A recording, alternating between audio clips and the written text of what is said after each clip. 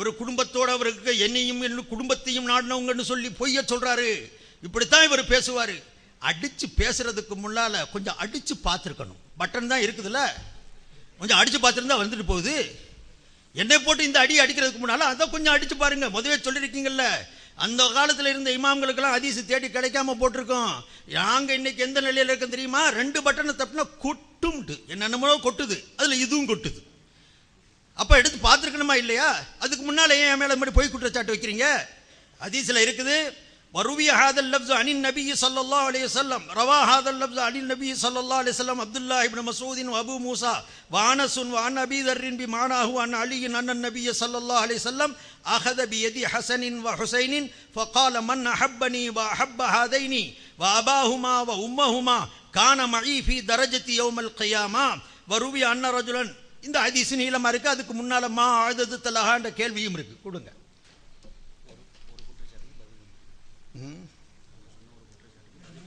ஒரு குற்றச்சாட்டுக்கு பதில் சொல்லி முடிச்சிருக்கோம். திரும்ப வந்து வாய்ப்பாடு பாடிடாம என்ன பதில் சொல்லி இருக்கிறோம்.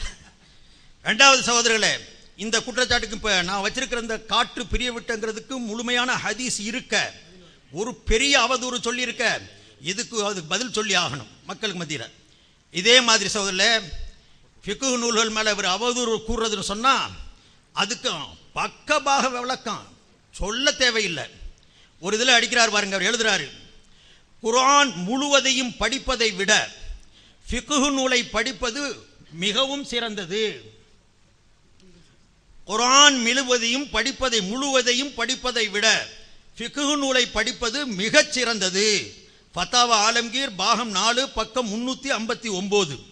குர்ஆன் பக்கம் மக்களை நெருங்க விடாமல் அல்லாஹு ஜல்ல ஷானு தஆலா நமக்கு அருளிய அந்த மாபெரும் பொக்கிஷத்தை மக்கள் அறியக்கூடாது என்பதற்காக நீங்கள் செய்த இந்த சதி திட்டத்திற்கு, இது சதி திட்டம். குர்ஆனை விட்டுட்டு ஹதீஸை படி, குர்ஆனை முழுமையாக படிக்கிறது, ஹதீஸ் இல்லை, குர்ஆனை முழுமையாக படிக்கிறத விட ஹிதாயத்துக்கு படி, முன்னியத்துல் முஸல்லியை படி, நூறுல் இலாஹ படி, ஃபிக்ஹ் நூல்களை படி, அதுதான் சிறந்தது அப்படின்ட்டு ஃபத்தாவா ஆலம்கீர்ல பாகம் பக்கம் சரக்கு தான் எல்லாம் அள்ளி விட்டுருக்கிறார். இந்த இதை அவர் நிரூபிச்சு காட்டணும், இதை எடுத்து காட்டணும். அப்படி காட்டுவாரே ஆனால் அது ஃபத்தாவா ஆலம்கீரியா இருந்தாலும் சரி, ஓலம்கீரியா இருந்தாலும் சரி, இங்கனே தீ வச்சு கொளுத்துறேன். நான் இங்கனே தீ வச்சு கொளுத்துறேன். காட்ட முடியலன்னா மக்கள் முன்னால் மன்னிப்பு கேளுங்க. அருமை சகோதரர்களே, 1 2 எத்தனை எடுத்து வைப்பது? எவ்வளவு ஒரு கொடுமையான சட்டத்தை சொல்றாரு. இன்னொன்னு சொல்றாருங்க, இதே நூல்ல தான் அவர் எழுதுறாரு,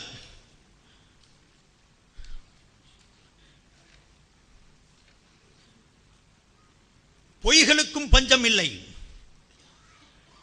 இமாம் அபூ ஹனீஃபா ரஹிமஹுல்லாஹ் அவர்களின் தந்தை இமாம் அபூ ஹனீஃபாவை அலி ரலியல்லாஹு அன்ஹுவிடம் அழைத்து வந்து, அபூ ஹனீஃபாவை அவங்க அப்பா அலி இடத்துல அழைச்சிட்டு வந்து துஆ செய்ய சொல்லுவார்கள். கிளிப்ஸ் போடுறாங்க, இத பாருங்க, கிளிப்ஸ் இருக்குது. இமாம் அபூ ஹனீஃபா ரஹிமஹுல்லாஹ் அவர்களின் தந்தை இமாம் அபூ ஹனீஃபாவை அலி ரலியல்லாஹு அன்ஹுவிடம் அழைத்து வந்து துஆ செய்ய சொல்லுவார்கள். நல்லா விளங்குதா? அபூ ஹனீஃபாவை அவங்க அப்பா அழைச்சிட்டு வந்து அலிகிட்ட விட்டுட்டு என் மகனுக்கு துஆ செய்யுங்கன்னு சொல்லுவாங்க. எங்க இருக்குது? துர்ருல் முக்தார் பாகம் 1 பக்கம் 26. துர்ருல் முக்தாரா காட்டணும், எடுத்துக்கொண்டாந்து எனக்கு போடணும்.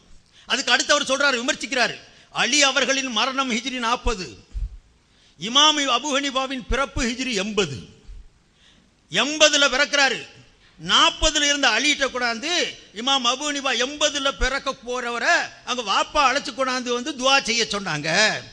பொய்களுக்கும் பஞ்சம் இல்லை ஃபிக்ஹ் நூல்கள்ல. வெக்கமா இல்ல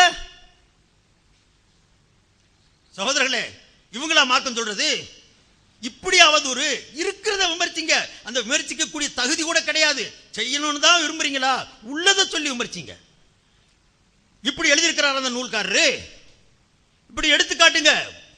அதே மாதிரி சரி, அந்த நூலுக்கு தீ வச்சு கொடுத்துறேன். இந்த அர்த்தம் எழுதியிருந்தால் அலியை அவங்க வாப்பா அழைச்சிட்டு வந்து அலியிட்ட விட்டு, அலியங்கள்ல அபூ ஹனீஃபாவை அவங்களுடைய வாப்பா கையோட கூப்பிட்டு கொண்டாந்து அலி ரலியல்லாஹு உட்கார வச்சு செய்யுங்கன்னு அவங்க சொல்லி இருந்தால், அது இந்த நூல்ல எழுதி இருந்தால், இப்படிப்பட்ட பொய் சொன்ன நூலை உங்களுக்கு முன்னாலே நான் ஏறிக்கிறேன். அப்படி சொல்லல. மக்கள் மன்றத்தில் மன்னிப்பு கேளுங்க, மக்கள் மன்றத்தில் மன்னிப்பு கேளுங்க. இன்னும் இருக்குது நிறைய எடுத்து போட வேண்டியது. இதை எதை நாங்க தப்பா நடத்திட்டோம், செய்யவே முடியாது. தப்பு தவறுன்னு சொல்றதுக்கு வேலையே இல்லை. என்ன எழுதுறாரு தெரியுமா? அதுக்கு பின்னால ரஹமத் ஆசிரியருக்கு இறுதியாக ரஹமத் கோஷ்னியருக்கு தெளிவுபடுத்த விரும்புகிறேன். நஜாத்தின் எந்த கட்டுரைகளும் தீர்ப்புகளும் தனி ஒருவனால் முடிவு செய்யப்படுவதில்லை. இந்த இதெல்லாம் எழுதி போட்டு எழுதுறாரு. நஜாத்தில் வெளிவர்ற இந்த கட்டுரைகள்லாம் தீர்ப்புகள்லாம் ஒரு மனுஷன் எழுதுறதில்ல. பட்டம் பெற்ற ஆலிம்கள், உலகியல் அறிஞர்கள், சிந்தனையாளர்கள் அடங்கிய ஆசிரியர் குழு வரிக்கு வரி பரிசீலனை செய்த பிறகுதான் வெளியிடப்படுகிறது என்பதை உங்கள் கவனத்துக்கு கொண்டு வருகிறேன். வரிக்கு வரி கிழிச்சதுடைய அழகு இது.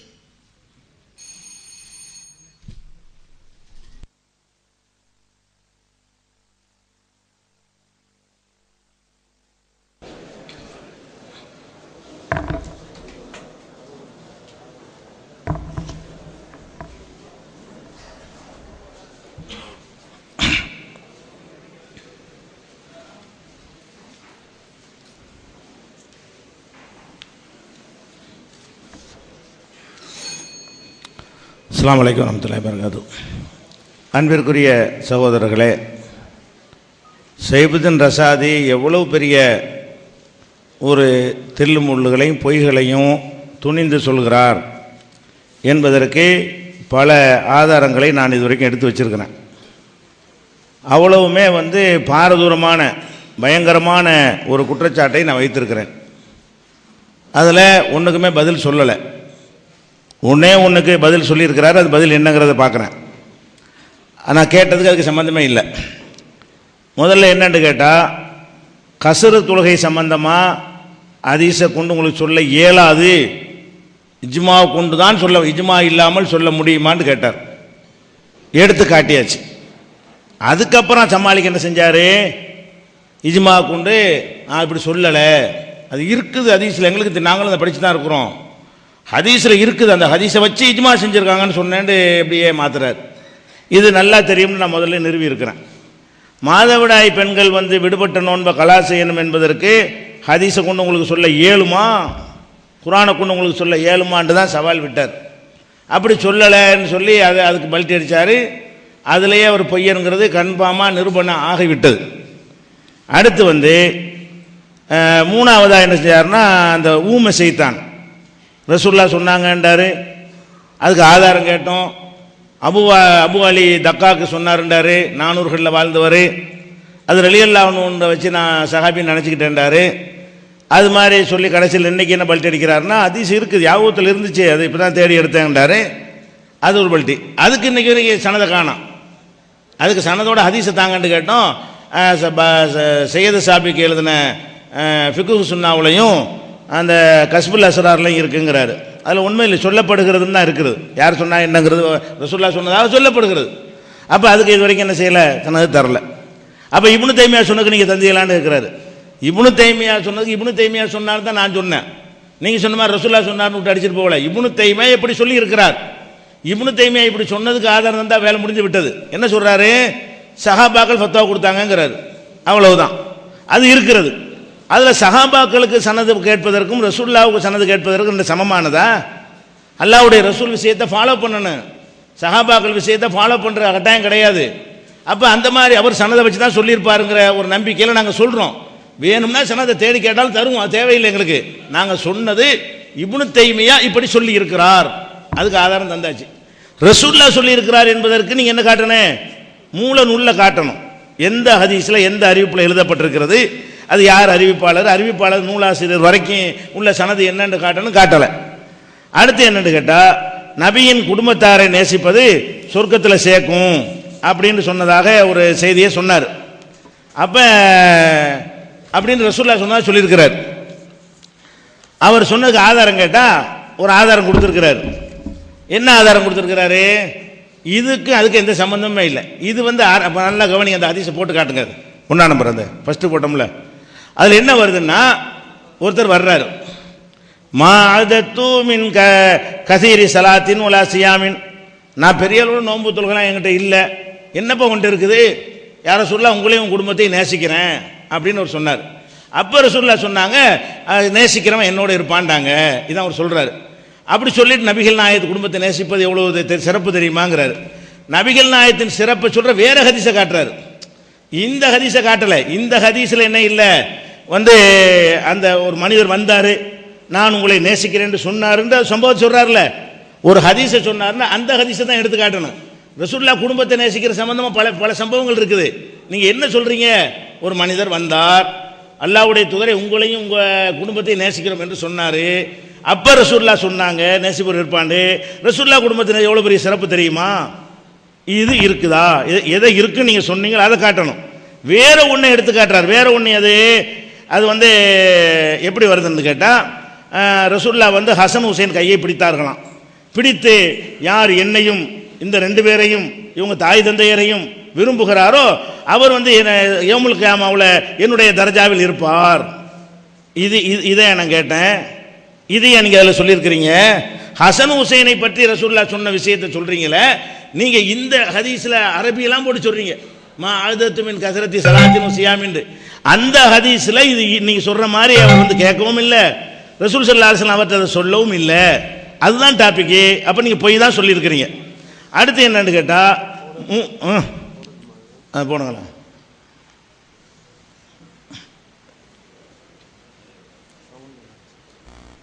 அது போடுறதுக்குள்ள ரெண்டு குற்றச்சாட்டு முதல் சொன்னாரு.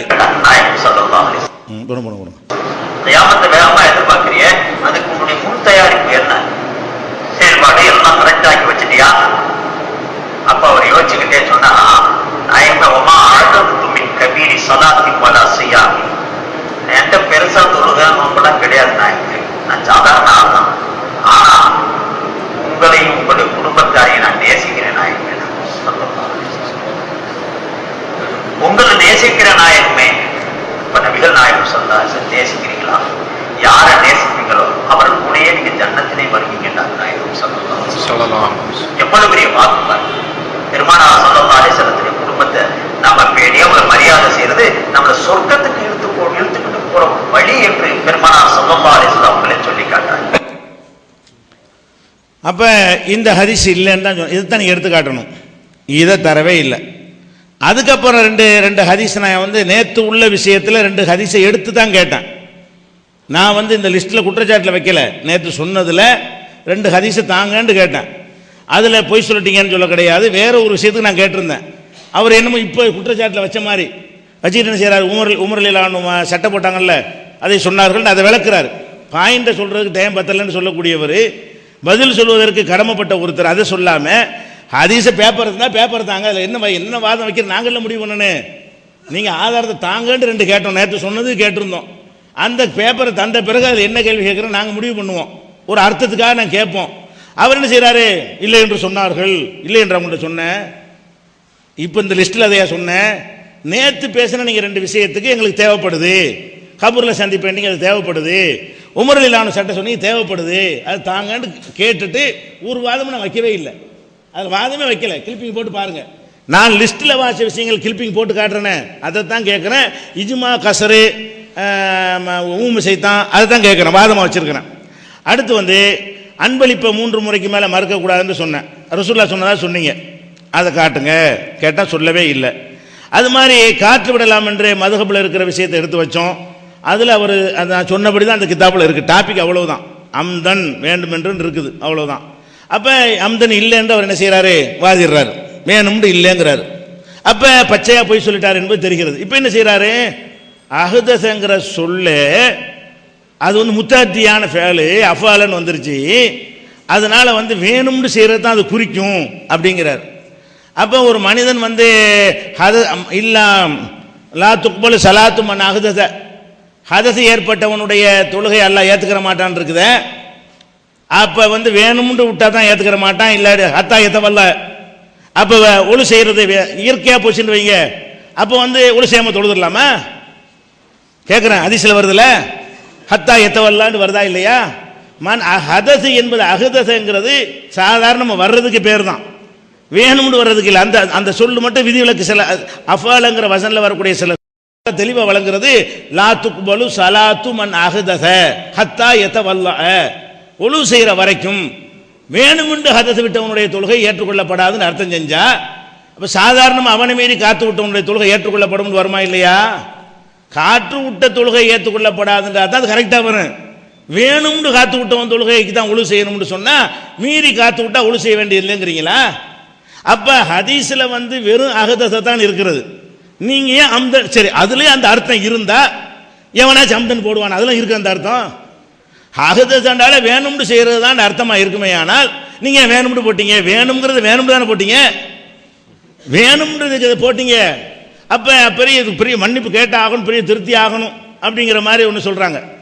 அடுத்த விஷயம் என்ன, இந்த இதுக்கு இடையில மற்றதுக்கெல்லாம் சொல்ல, விபச்சார விஷயத்துக்கு ஒன்றும் சொல்லலை, தகல்ல கூபி அகலாக்கு இல்லா, தாஜுரு சதுவுக்கு இதெல்லாம் சொல்ல கிடையாது.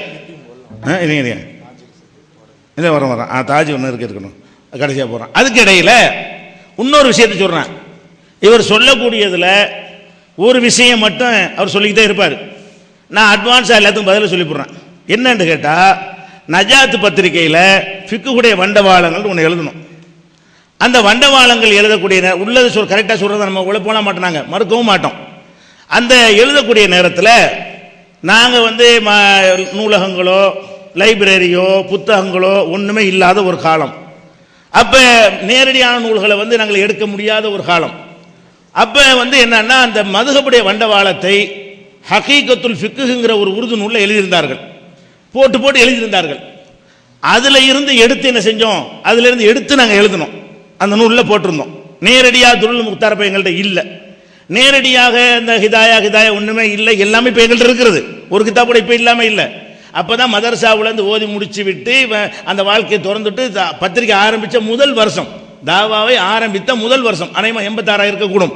அப்போ அந்த நேரத்தில் எழுதும்போது அதில் பிறகு அதை பார்த்தோம்னா, அவர் அந்த ஹகீகத்துல் ஃபிக்கு என்பதில் ஃபிக்குகளை உள்ளதையும் சொல்லியிருக்கிறாரு, இல்லாத சிலர் சொல்லியிருக்கிறார். அதை நாங்கள் அறிந்து கொண்டோம். அதை இவர் மேடையில் பேசியும் இருக்கிறார். யாரு? இந்த சைபுதீன் அவர்களை திருச்சியில் எங்களுக்கு எதிராக ஒரு மாநாடு போட்டு, இவன் எங்கேருந்து எடுத்தான் தெரியுமா, இதெல்லாம் இந்த ஹகீகத்துல் ஃபிக்குன்னு ஒரு புஸ்தகம் போட்டாங்க, அது அப்படியே காப்பி அடித்து எழுதியிருக்கிறாங்கன்னு சொல்லி, இது அவருக்கு தெரிஞ்ச ஒரு விஷயம். எங்கள்கிட்ட கிதாபு இல்லாத நேரத்தில் எதுலையாவது எழுதப்பட்டதான் எடுப்போம். அந்த மிஸ்காத்தை வச்சு தான் அதிசய பார்ப்போம், புகாரி கூட கிடைக்காது. அப்படி ஒரு காலம் இருந்தது. அதனால அந்த நேரத்தில் அந்த நஜாத்தில் வாசிக்கிறார்ல, ஒரு 7-8 விஷயங்கள் அவர் சொல்லுவார், கண்டிப்பாக அது இல்லாததாக இருக்கும்.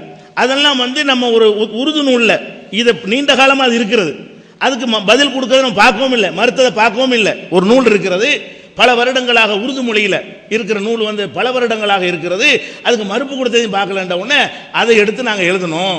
அதில் ஒன்றும் வெக்கப்படுவதோ மறைக்கிறது ஒன்றும் கிடையாது, இதில் தில்லுமுள்ளு பிராடும் கிடையாது. இப்போ சொன்னார்ல சில, நான் 2 விஷயம் அந்த ஃபிக்கு நான் கொடுத்து தயாராக இருக்கிறேன், அந்த விஷயத்தெல்லாம் என்னன்னு கேட்டால், அதை அந்த நேரத்தில் நாங்கள் அதை செய்ய முடியும். நேரடியாக அந்த நூல் இல்லாத ஒரு காலத்தில் எழுதி வைத்ததை தான் சொல்ல முடியும். எந்த வாய்ப்புகள் கிடைக்கிறது அதை பயன்படுத்தி கொண்டோம். இதில் தில்லுமுள்ளுங்க என்ன.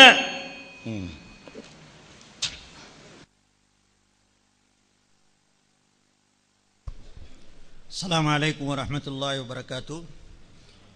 அருமை சோதரர்களே, அவர் உங்கள் முன்னால் படுற பாட்டை பார்த்தீங்க, என்ன மாதிரி வார்த்தை வாதம் பாருங்க. எவ்வளவு மோசமான குற்றச்சாட்டுக்களை வச்சுட்டு, அந்த நேரத்தில் எங்களுக்கு கிதாபுகள் கிடைக்கல, ஓதிட்டு அப்போ தான் வந்தோம். ஏதாவது எல்லாத்தையும் சொல்லிடலாமா? அப்போ இட்டு கட்டுறதுக்கு உருது நூல் போதுமா?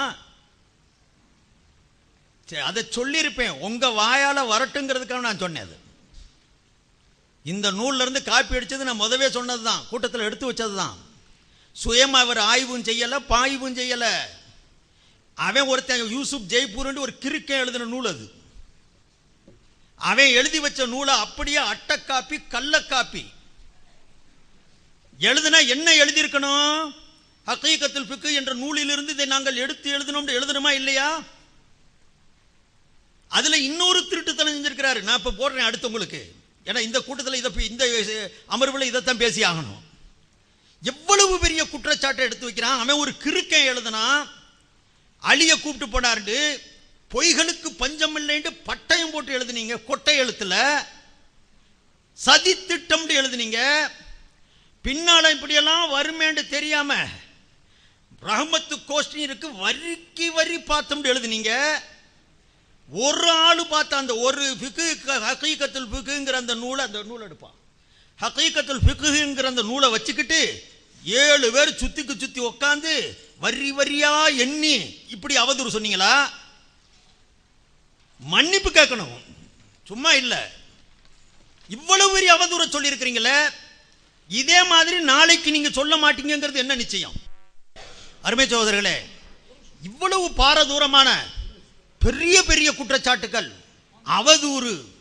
இவன் மகா பெரிய கிறுக்கன், இந்த புஸ்தகம் எழுதினவன். இதுல இருந்து காப்பி அடிக்கிறீங்க.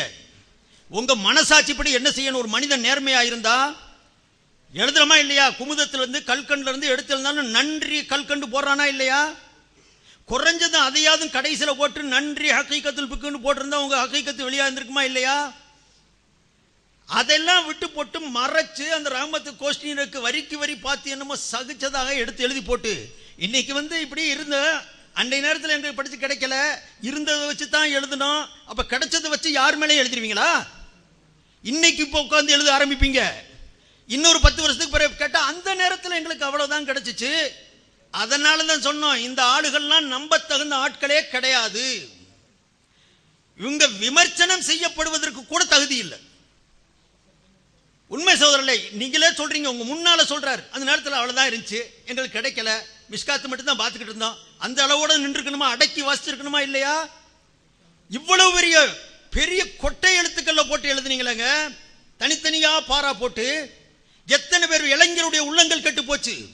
இதை வச்சு எத்தனை பேர் ஹகீகத்தா அது ஃபிக்கு முரசு தர்கா முரசுன்னு புஸ்தகத்தை போட்டு விளம்புனானுங்க. எத்தனை பேர் நோட்டீஸ் போட்டு இன்னைக்கு வரைக்கும் அனுப்பிச்சுக்கிட்டு இருக்கிறானுங்க. எத்தனை இளைஞர்களுடைய வாயை திறந்து விட்டுட்டீங்க. பெரிய பெரிய அறிஞர்கள் மேல குற்றச்சாட்டை வச்சு கிளிகளின்னு கிழிக்கிறான். இன்னைக்கு நீங்க மெதுவா விவாதத்தில் உட்காந்து அப்ப தெரியல பார்க்காம விட்டுட்டோம். சமாளிக்கிறது நானா அவரா? யாரு சமாளிக்கிறது? சாதாரண குற்றச்சாட்டா? குர்ஆனை படிப்பதை விட வச்ச சொல்லணும், எனக்கு அந்த வாசகத்தை எடுத்து வச்சு கொடுக்கணும். எடுத்து வச்சு எங்களுக்கு மூல நூல்ல இருந்து தரணும். இப்ப இல்லாட்டினா மன்னிப்பு கேட்கணும். இதைத்தான் நான் சொன்னேன். நீங்க பொய் சொல்லியிருக்கீங்க நீங்க அப்படின்னு சொன்னா அதை நிரூபிப்பீங்களா? இந்த நிரூபிக்கிறேன். 200 சாட்சி எடுத்து வச்சுக்கிட்டு இருக்கிறேன், அவங்க முன்னால வைக்கிறேன். பொய்ங்கிறது போய் ஏத்துக்கிறீங்க. அது எவன் சொன்னதா எடுத்தாலும் நீங்க தானே பொறுப்பேற்று எடுத்தீங்க. ஹகீகத்துல் ஃபிக்ல யூசுப் ஜெய்பூரியாமே கிறுக்கை எழுதுனா, அதை எடுத்து நம்பி எழுதுனீங்கன்னு சொன்னா அதுக்கு உண்டான பொறுப்பாளி நீங்க தான். அவன் இல்ல, அவன் எங்கேயோ போய் சேர்ந்திருப்பான், ஜஹன்னத்துல இருப்பான். இன்னைக்கு அவன் எடுத்து வைக்கிறீங்க, அதை பொறுப்பா எடுத்துக்கிட்டு நீங்க எழுதுனீங்கன்னு சொன்னா முழு பொய்யர் நீங்க தான். அந்த பொய்க்கு உண்டான நீங்க பொறுப்பேற்கணும். ஒன்னு தௌபா செய்யுங்க. அல்ஹம்துலில்லாஹ், அல்லாஹ் தஆலா எல்லாரையும் மன்னிப்பான், ஷிர்க் அல்லாதத. தௌபா செய்து மீளுங்க. இளைஞர்களை வழி நடத்துங்க, வழி கெடுக்காதீங்க. இப்படிப்பட்ட விமர்சனங்களை மக்களுக்கு மத்தியில் எடுத்து போட்டுட்டு இன்னைக்கு வந்துகிட்டு அதை விட்டு நான் மாறுறதுக்கு இது பண்றேன் அப்படின்னு சொல்றது, இது யாராலையும் அங்கீகரிக்க முடியாது. பெரும் குற்ற சகோதரர்களே. அதே மாதிரி அஹ்தஸவுக்கு பெரிய விளக்கு கொடுத்துட்டார். எங்க நான் சொல்றேன், அஹ்தஸண்டா காற்று விட்டான்னு தான் அர்த்தம். அந்த காற்று விட்டான்னு சொன்னாலே தெரியும்னு தான் அர்த்தம். அதுல அம்தனும் சேரும்ங்கிறதா அர்த்தம். அந்த அம்தனை சேர்த்து அவர் விலைக்கு சொல்லிட்டாருங்கிறத அர்த்தம். லா துக்பலு ஸலாத்து மன் அஹ்தஸ நம்ம இல்லைண்டா சொன்னா, அஹ்தஸங்கிற வார்த்தையிலேயே அந்த அம்தன் வேண்டுமென்றே ஞாபகம் இருக்குங்கிற அர்த்தம். அது நினைவிருக்கங்கிறது வேணும்னே அர்த்தம் செய்யறாரு. நினைவிருக்கக்கூடியதும் அதுவும் சேரும். அதை எடுத்து தான் அவர் விலைக்கு காட்டிட்டாரு. தொழுகைக்கு முரண்பட்ட ஒரு செயல்ங்கிறதுக்காக வேண்டி இப்படி ஒரு குற்ற வழியில் ஒருத்தர் செய்தாலும் கூட தொழுகை கூடிரும், ஆனா ஹராமு மக்ரூஹு இந்த செயல் அவன் அனுஷ்டித்ததுக்கு அப்படிங்கிறத விளக்க சொல்லியிருக்காரு. நான் சொல்றது, விமர்சகர்னு சொன்னா முழுசா எழுதிட்டுலையா சொல்லணும்? முழுசா சொல்லணுமா இல்லையா? அவங்க என்ன சொன்னாங்களோ அது முடியாது, இதை நாளைக்கு சொல்லுவாரு, இனி அடுத்து சொல்லுவார். அதை அந்த நேரத்தில் கொஞ்சம் கண்ணில் என்னமோ இருந்துச்சு, நான் பார்க்கலாம் பாரு, ஏத்துக்குருவோமா? எவனோ எழுதுனா நாங்க அதை உண்மை நினைச்சுக்கிட்டோம், சரி நான் இன்னும் அடுத்து ஒன்று போடுறேன் பாருங்க. இதோட மகா பெரிய திருட்டுத்தனம் அது. எடுத்திருந்து இதனைக்காவது ஹகீகத்துல் ஃபிக்னு சொன்னேன். அவன் ஒரு கிறுக்க ஒரு வேலை செஞ்சிருக்கிறான், அதுக்கு மேல அன்னை மேல போயிருக்காரு. அதை போட்டு எல்லாத்தையும் கிளிகளின்னு கிழிச்சுக்கிட்டு இருந்தார் அன்னைக்கு. அதையும் இன்ஷா அல்லாஹ் அந்த கிளிப்ஸ் போட்டு காட்டுறேன் அடுத்த இதுல. அருமை சகோதரர்களே, அதே மாதிரி ஒரு தவறை வேண்டுமென்றே செய்தா அதுக்கு என்ன சட்டம்? தவற வேணும்னே செய்யறாரு, வேணாம்னு செய்யல. இதை இதை இவர் எப்படி என்ன எந்த நிலையில வைக்கிறது? நான் ஒன்னு எழுதுனா அப்படி காட்டுங்க. இந்த மாதிரி திட்டமிட்டு தவறுகள் நடந்திருக்கும். வார்த்தையில யார சொல்லலாங்கிறது பேச்சுவாக்கில் வந்துச்சோ என்னமோ எனக்கு தெரியல. கிளிப்ஸ் வாங்கி பார்த்து போட்டு நான் சொல்றேன். தவறா இருந்தா இந்த இடத்துல தலப்பாவை கழட்டி வச்சிடறேன். நான் மன்னிப்பு கேட்பேன். அந்த தில் இருந்துச்சுன்னா மன்னிப்பு கேளுங்க. நான் கேட்பேன், நான் நிச்சயமா கேட்பேன். நான் வேண்டுமென்றே அதை செய்திருப்பேனே. ஆனால் தவறா வாய்மொழியில பேச்சு மொழியில 1000 சொல்லிடலாம். அது வந்துடுறதுக்கு சான்ஸ் இருக்கு, வாய்ப்பு இருக்கு. அது உங்க இதுல லட்சத்தை காட்டுவேன் நான். நீங்க 20,000 இல்ல 25,000 கூட பேசியிருப்பீங்க. அந்த அளவுக்கு வழிகேடு பரவி இருக்கு. நான் 5 கேஸ் எடுத்து தான் பேசியிருப்பேன். திட்டமிட்டு நான் பொய் சொல்லல. அது சொல்ல தவறு செய்யலாம். தவறு யார்கிட்ட இல்ல. எங்க மதுஹபுடைய அடிப்படை சட்டமே மதுஹபுனா சஹீஹுன் யஹ்தமிலுல் மதுஹபுனா ஸவாபுன் யஹ்தமிலுல் ஹதா வ மதுஹபு கைரினா ஹதவுன் யஹ்தமிலு ஸவாப.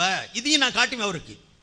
எங்களுடைய மதுஹபு சரின்னு நினைக்கிறோம், தப்பா இருக்கிறதுக்கும் சான்ஸ் இருக்கு, தவறும் வரலாம். ஆய்வு சட்டங்கள்ல நாங்க சரின்னு நினைக்கிறோம், எடுத்து நடக்கிறோம், தவறுறதுக்கு சான்ஸ் இருக்குது. பிறருடைய மதுஹபை நாங்க தவறுன்னு நினைக்கிறோம், அதனாலதான் ஒதுங்குறோம். ஆனா அது சரியா இருக்கிறதுக்கும் வாய்ப்பு இருக்குது. இவ்வளவு தெளிவா எழுதுறோம். தவறுன்னு ஆய்வுல அப்படித்தான் தவறாகவும் இருக்கலாம், ரைட்டாகவும் இருக்கலாம், தவறாகவும் ஆகலாம். நான் செஞ்ச ஆய்வு குர்ஆன் ஹதீஸ்ல நேரடியா இருந்தா தவறுக்கு சான்ஸே இல்லை.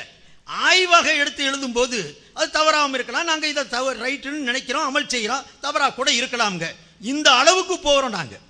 நீங்க இவ்வளவு 7 பேர் அறிஞர்கள், உலக மக்களாக விஞ்ஞானிகள், மெஞ்ஞானிகள் எல்லாரும் சேர்ந்து அப்படியே வெள்ள குழுவா அமர்ந்து வரிக்கு வரி பார்த்தோம். தனியா ஒரு ஆளால வெளியிடுறதுல எவ்வளவு அழுத்தம் கொடுத்தீங்க, எவ்வளவு பெரிய ஆணித்தரமா பேசுனீங்க. இன்னைக்கு இந்த கொலை கொலைறீங்களே சகோதரர்களே, நீங்க நேரம் பார்க்கறீங்க. இப்னு தைமியா சொல்லிட்டாரு, அதனால அவர் சொன்னதை நான் சொன்னேன். நீங்க ஃபிக்ஹ் சுன்னாவுல சொல்லிருக்கீங்கன்னா சரது காட்டு. அவர் சஹாபாக்களை பத்தி சொல்லியிருக்கிறார். நீங்க ரசூலுல்லாஹ்வுடைய சம்பந்தப்பட்ட ஹதீஸ்னு சொல்றீங்க. அப்ப சஹாபாக்க பேர்ல சொல்லும்போது என்னத்தை வேணாலும் சொல்லிக்கலாமா? அதுக்கு நாம சனது கேட்க கூடாதா? ஜுபைர் இப்னு அவ்வாம் போன்ற சஹாபாக்கள் 3 தலாக்கை எதிர்த்து அவங்க வாதிட்டாங்க அல்லது பேசினாங்க, எதிர்த்தாங்கன்னு சொல்லி நீங்க அந்த பொறுப்பை நாங்க ஏற்கணும். நீங்க முதவே சொல்லியிருக்கிறீங்க, நூல் அவரை சொல்லியிருந்தாலும் நாங்க பேசுறோம்னா அந்த பொறுப்பை நாங்க ஏத்துக்கிறோம்னு சொல்லியிருக்கிறீங்க.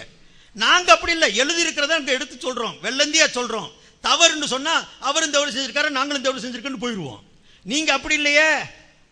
நீங்க சொல்லுவீங்க எப்பன்னா இன்னொரு 10 வருஷத்துக்கு பிறகு இன்னும் கொஞ்சம் பேர் கெட்டு கும்முட்டையாகி ஆனதுக்கு பிறகு வேணா சொல்லுவீங்க, நாங்க அந்த நேரத்தில் பார்க்க மறந்துட்டோம், அந்த அளவுக்கு தான் அங்க ஓதி இருந்தோம்.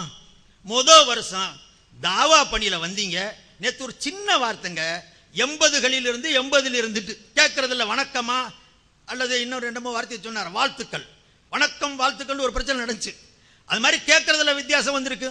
அதுலயும் இதுல ஆணித்தரமா சொல்றாரு, எந்த காலத்திலும் நாங்கள் சொன்னதில்லை சஹாபாக்களை ஏற்கிறோம்ட்டு. எந்த காலத்திலும் சொன்ன அந்த 80களை விட முந்தி போச்சு. எந்த காலத்திலையும் சஹாபாக்களை ஆதாரம் பிடிக்க கூடாதுன்னு தான் சொல்லி இருக்கிறோம் அப்படின்னு சொன்னதுக்கு நான் மறுப்பா போட்டேன். அப்ப இப்ப வந்துகிட்டு சொல்லுவாரு, நான் மாறிட்டேன்டார். நேத்து சொல்றாரு, உங்கள்கிட்ட விவாதிக்க வந்ததுல இருந்தே தெரிஞ்சுக்கணும் அந்த நிலையில இருந்து மாறிட்டோம். டிக்ளேர் பண்ணு பாய், சொல்லுங்க. மக்களுக்கு முன்னால எழுதுனா தப்பா போச்சுன்னு ஓப்பனா சொல்லுங்க. உங்கள்கிட்ட விவாதத்துக்கு வரும்போதே அதை விட்டு மாறிட்டோம், தடம் புரண்டது யாருன்னு சொல்லுங்க, எடுத்து காட்டணுமா இல்லையா?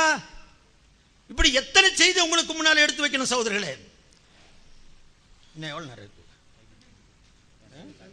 இல்ல அடுத்த செய்தியை சொல்லணுமே.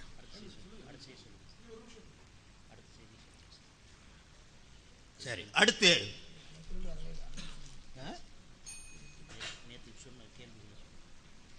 நேத்து ஏராளமான கேள்விகள். எங்க அந்த கேள்விகள்?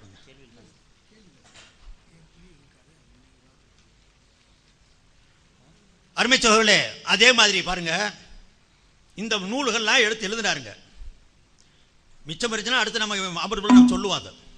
இந்த நூல்கள்லாம் எடுத்து ஒவ்வொன்றையும் பாகம் பக்கம் அப்படி போட்டு எழுதுறார்.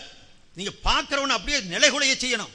பாவம் எங்க வெள்ளந்தி ஆலிம்கள், ரஹமத் ஆசிரியர், பாக்கியாத் அப்துல் ஜப்பார் ஹசரத், ஷம்சுல் ஹுதா ஹசரத், பெருந்தலைகள் குழம்பி போயிட்டாங்க. குழம்பி இவர் சொன்னார், ஏமாத்துறதுக்கு ஆதாரம் இருக்குதான்ட்டு. இவரே அதில் காயல் பட்டத்திலேயே அதிராமண்டத்திலே பேசும்போது சொன்னார், அந்த நேரத்தில் பேச வேண்டியது வந்துச்சு, நான் சொன்னி ஷம்சுல் ஹுதா ஹசரத்தை ஏமாத்தினேன்னு சொன்னார். அம்சுதாரத்தை ஏமாத்தினதும், அல்லது இந்த ஹதீஸில் வந்துக்கிட்டு நான் மார்க்கம் செய்தேன், அந்த மண் அஹத சஃபியாங்கிற ஹதீஸைய ஃபீஹாங்கக்கூடிய வார்த்தையை எடுக்க சொன்னேன், விட்டு போயிருந்துன்னா பரவாயில்லை.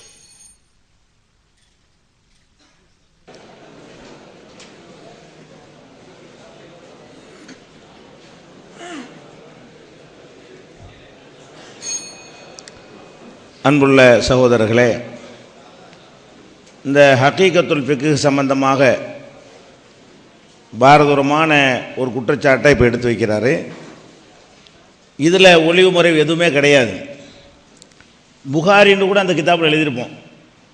புகாரி எங்கள்கிட்ட இல்லை, மிஷ்காத்தில் புகாரின்னு போட்டிருக்காரு. அந்த சக்தி தான் எங்களுக்கு அன்றைக்கி இருந்தது.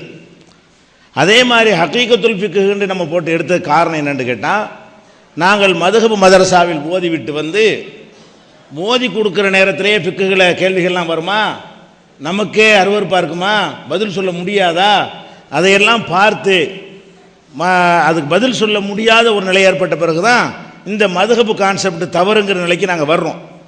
அப்போ மதுஹப்புக்கு எதிராக இதை விட வேறு நல்ல வழி எங்கேயாவது இருக்குதான்னு தேடும் பொழுது எங்களுக்கு தெரிஞ்சது அஹ்ல ஹதீஸுங்கிற ஒரு அமைப்பு இதே மாதிரி தவறுகள்லாம் சுட்டி காட்டி குர்ஆன் ஹதீஸை பிரச்சாரம் பண்ணுன்னு சொல்கிறாங்க என்று தெரிய வரும் பொழுது நாங்கள் அஹ்ல ஹதீஸை சார்ந்தவர்களாக, கேரளாவில் உள்ள முஜாஹிதுகளை சார்ந்தவர்களாக எங்களுடைய பயணத்தை நாங்கள் தொடங்குகிறோம். எங்களுக்கு இது தவறுன்னு தெரியுது, சரியானது எதுங்க ஆய்வு செய்ய முடியலை, யார் இதை செய்கிறார்கள் என்று நம்பிக்கொண்டிருந்த நேரத்தில் தான் அந்த அஹ்ல ஹதீஸுங்கிற ஒரு அமைப்பின் சார்பில் தான் அது வெளியிடப்படுகிறது. ஹகீகத்துல் ஃபிக்ஹ் என்பது நாங்கள் எதை நம்புகிறோமோ அந்த அமைப்பில் வெளியிடப்படுகிறது. ஆனால் ஃபிக்ஹ் கிதாபில் இது மாதிரி பல விஷயங்கள் இருக்கிற நாங்களே பார்த்துருக்குறோம். என்னமோ அவ்வளவும் பொய்லாம் கிடையாது. அதில் உள்ள அனைத்தையும் பற்றி பேசுகிற உட்காருங்க, ஒன்று பேசுவோம்.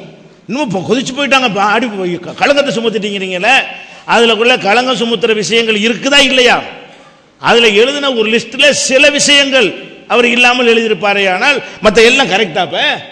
இந்த பொய்களுக்கு பஞ்சம் இல்லைங்கிற அடிப்படை உண்டா இல்லையா? ஆபாசம் இருக்குங்கிற மாதிரி உண்டா இல்லையா? அதை பேசுவோமா? அதுல இருந்து நான் எடுத்து காட்டுறேன். அந்த நூலில் எழுதணும்ல, இன்னைக்கு கிதாபுகள் இருக்கிறது, லிஸ்ட் வைத்திருக்கிறோம். அதில் உள்ளது எதெல்லாம் அதில் கரெக்டாக எழுதியிருக்கிறார், எதெல்லாம் கரெக்டாக எழுதல லிஸ்ட் வச்சிருக்கிறோம். அந்த ஹகீகத்துல் ஃபிக்ஹ்ல என்ன எழுதணுமோ அதில் பொய்களுக்கு பஞ்சம் இல்லைங்கிற பொய் தானே கான்செப்ட். 10 பொய்களுக்கு பஞ்சம் இல்லைன்னு எழுதுனதுல 9 விஷயத்தில் கரெக்டாக எழுதிட்டாரு, ஒரு விஷயத்தில் அவர் பொய்யா சொல்லிட்டாரு, அவர் தவறாக சொல்லிட்டாரு. அதை நாங்கள் அன்றைக்கு இருந்து எங்களுடைய நம்பிக்கைப்படி கொள்கைப்படி எடுத்து எழுதிவிட்டோம். அப்போ உங்கள்ட்ட எல்லாமே கரெக்டாக இருக்கப்ப அதில் ஒவ்வொரு தலைப்பாக பேசுவோமா? வாங்க அப்படி வாங்க, என்கிட்ட ஒரு காப்பியை தாங்க, நீங்கள் ஒரு காப்பி ஜெராக்ஸ் எடுத்தாங்க வச்சுக்கிடுவோம். வரிசையாக ஒன்று ஒன்றா சொல்லி நான் நிரூபிக்கிறேன், ஆபாசத்தை நிரூபிக்கிறேன், பொய்யை நிரூபிக்கிறேன். மதுஹப் கிதாபுகள் கொளுத்தணும், நீங்கள்ல அந்த கொளுத்தப்பட தகுதியானது தான்.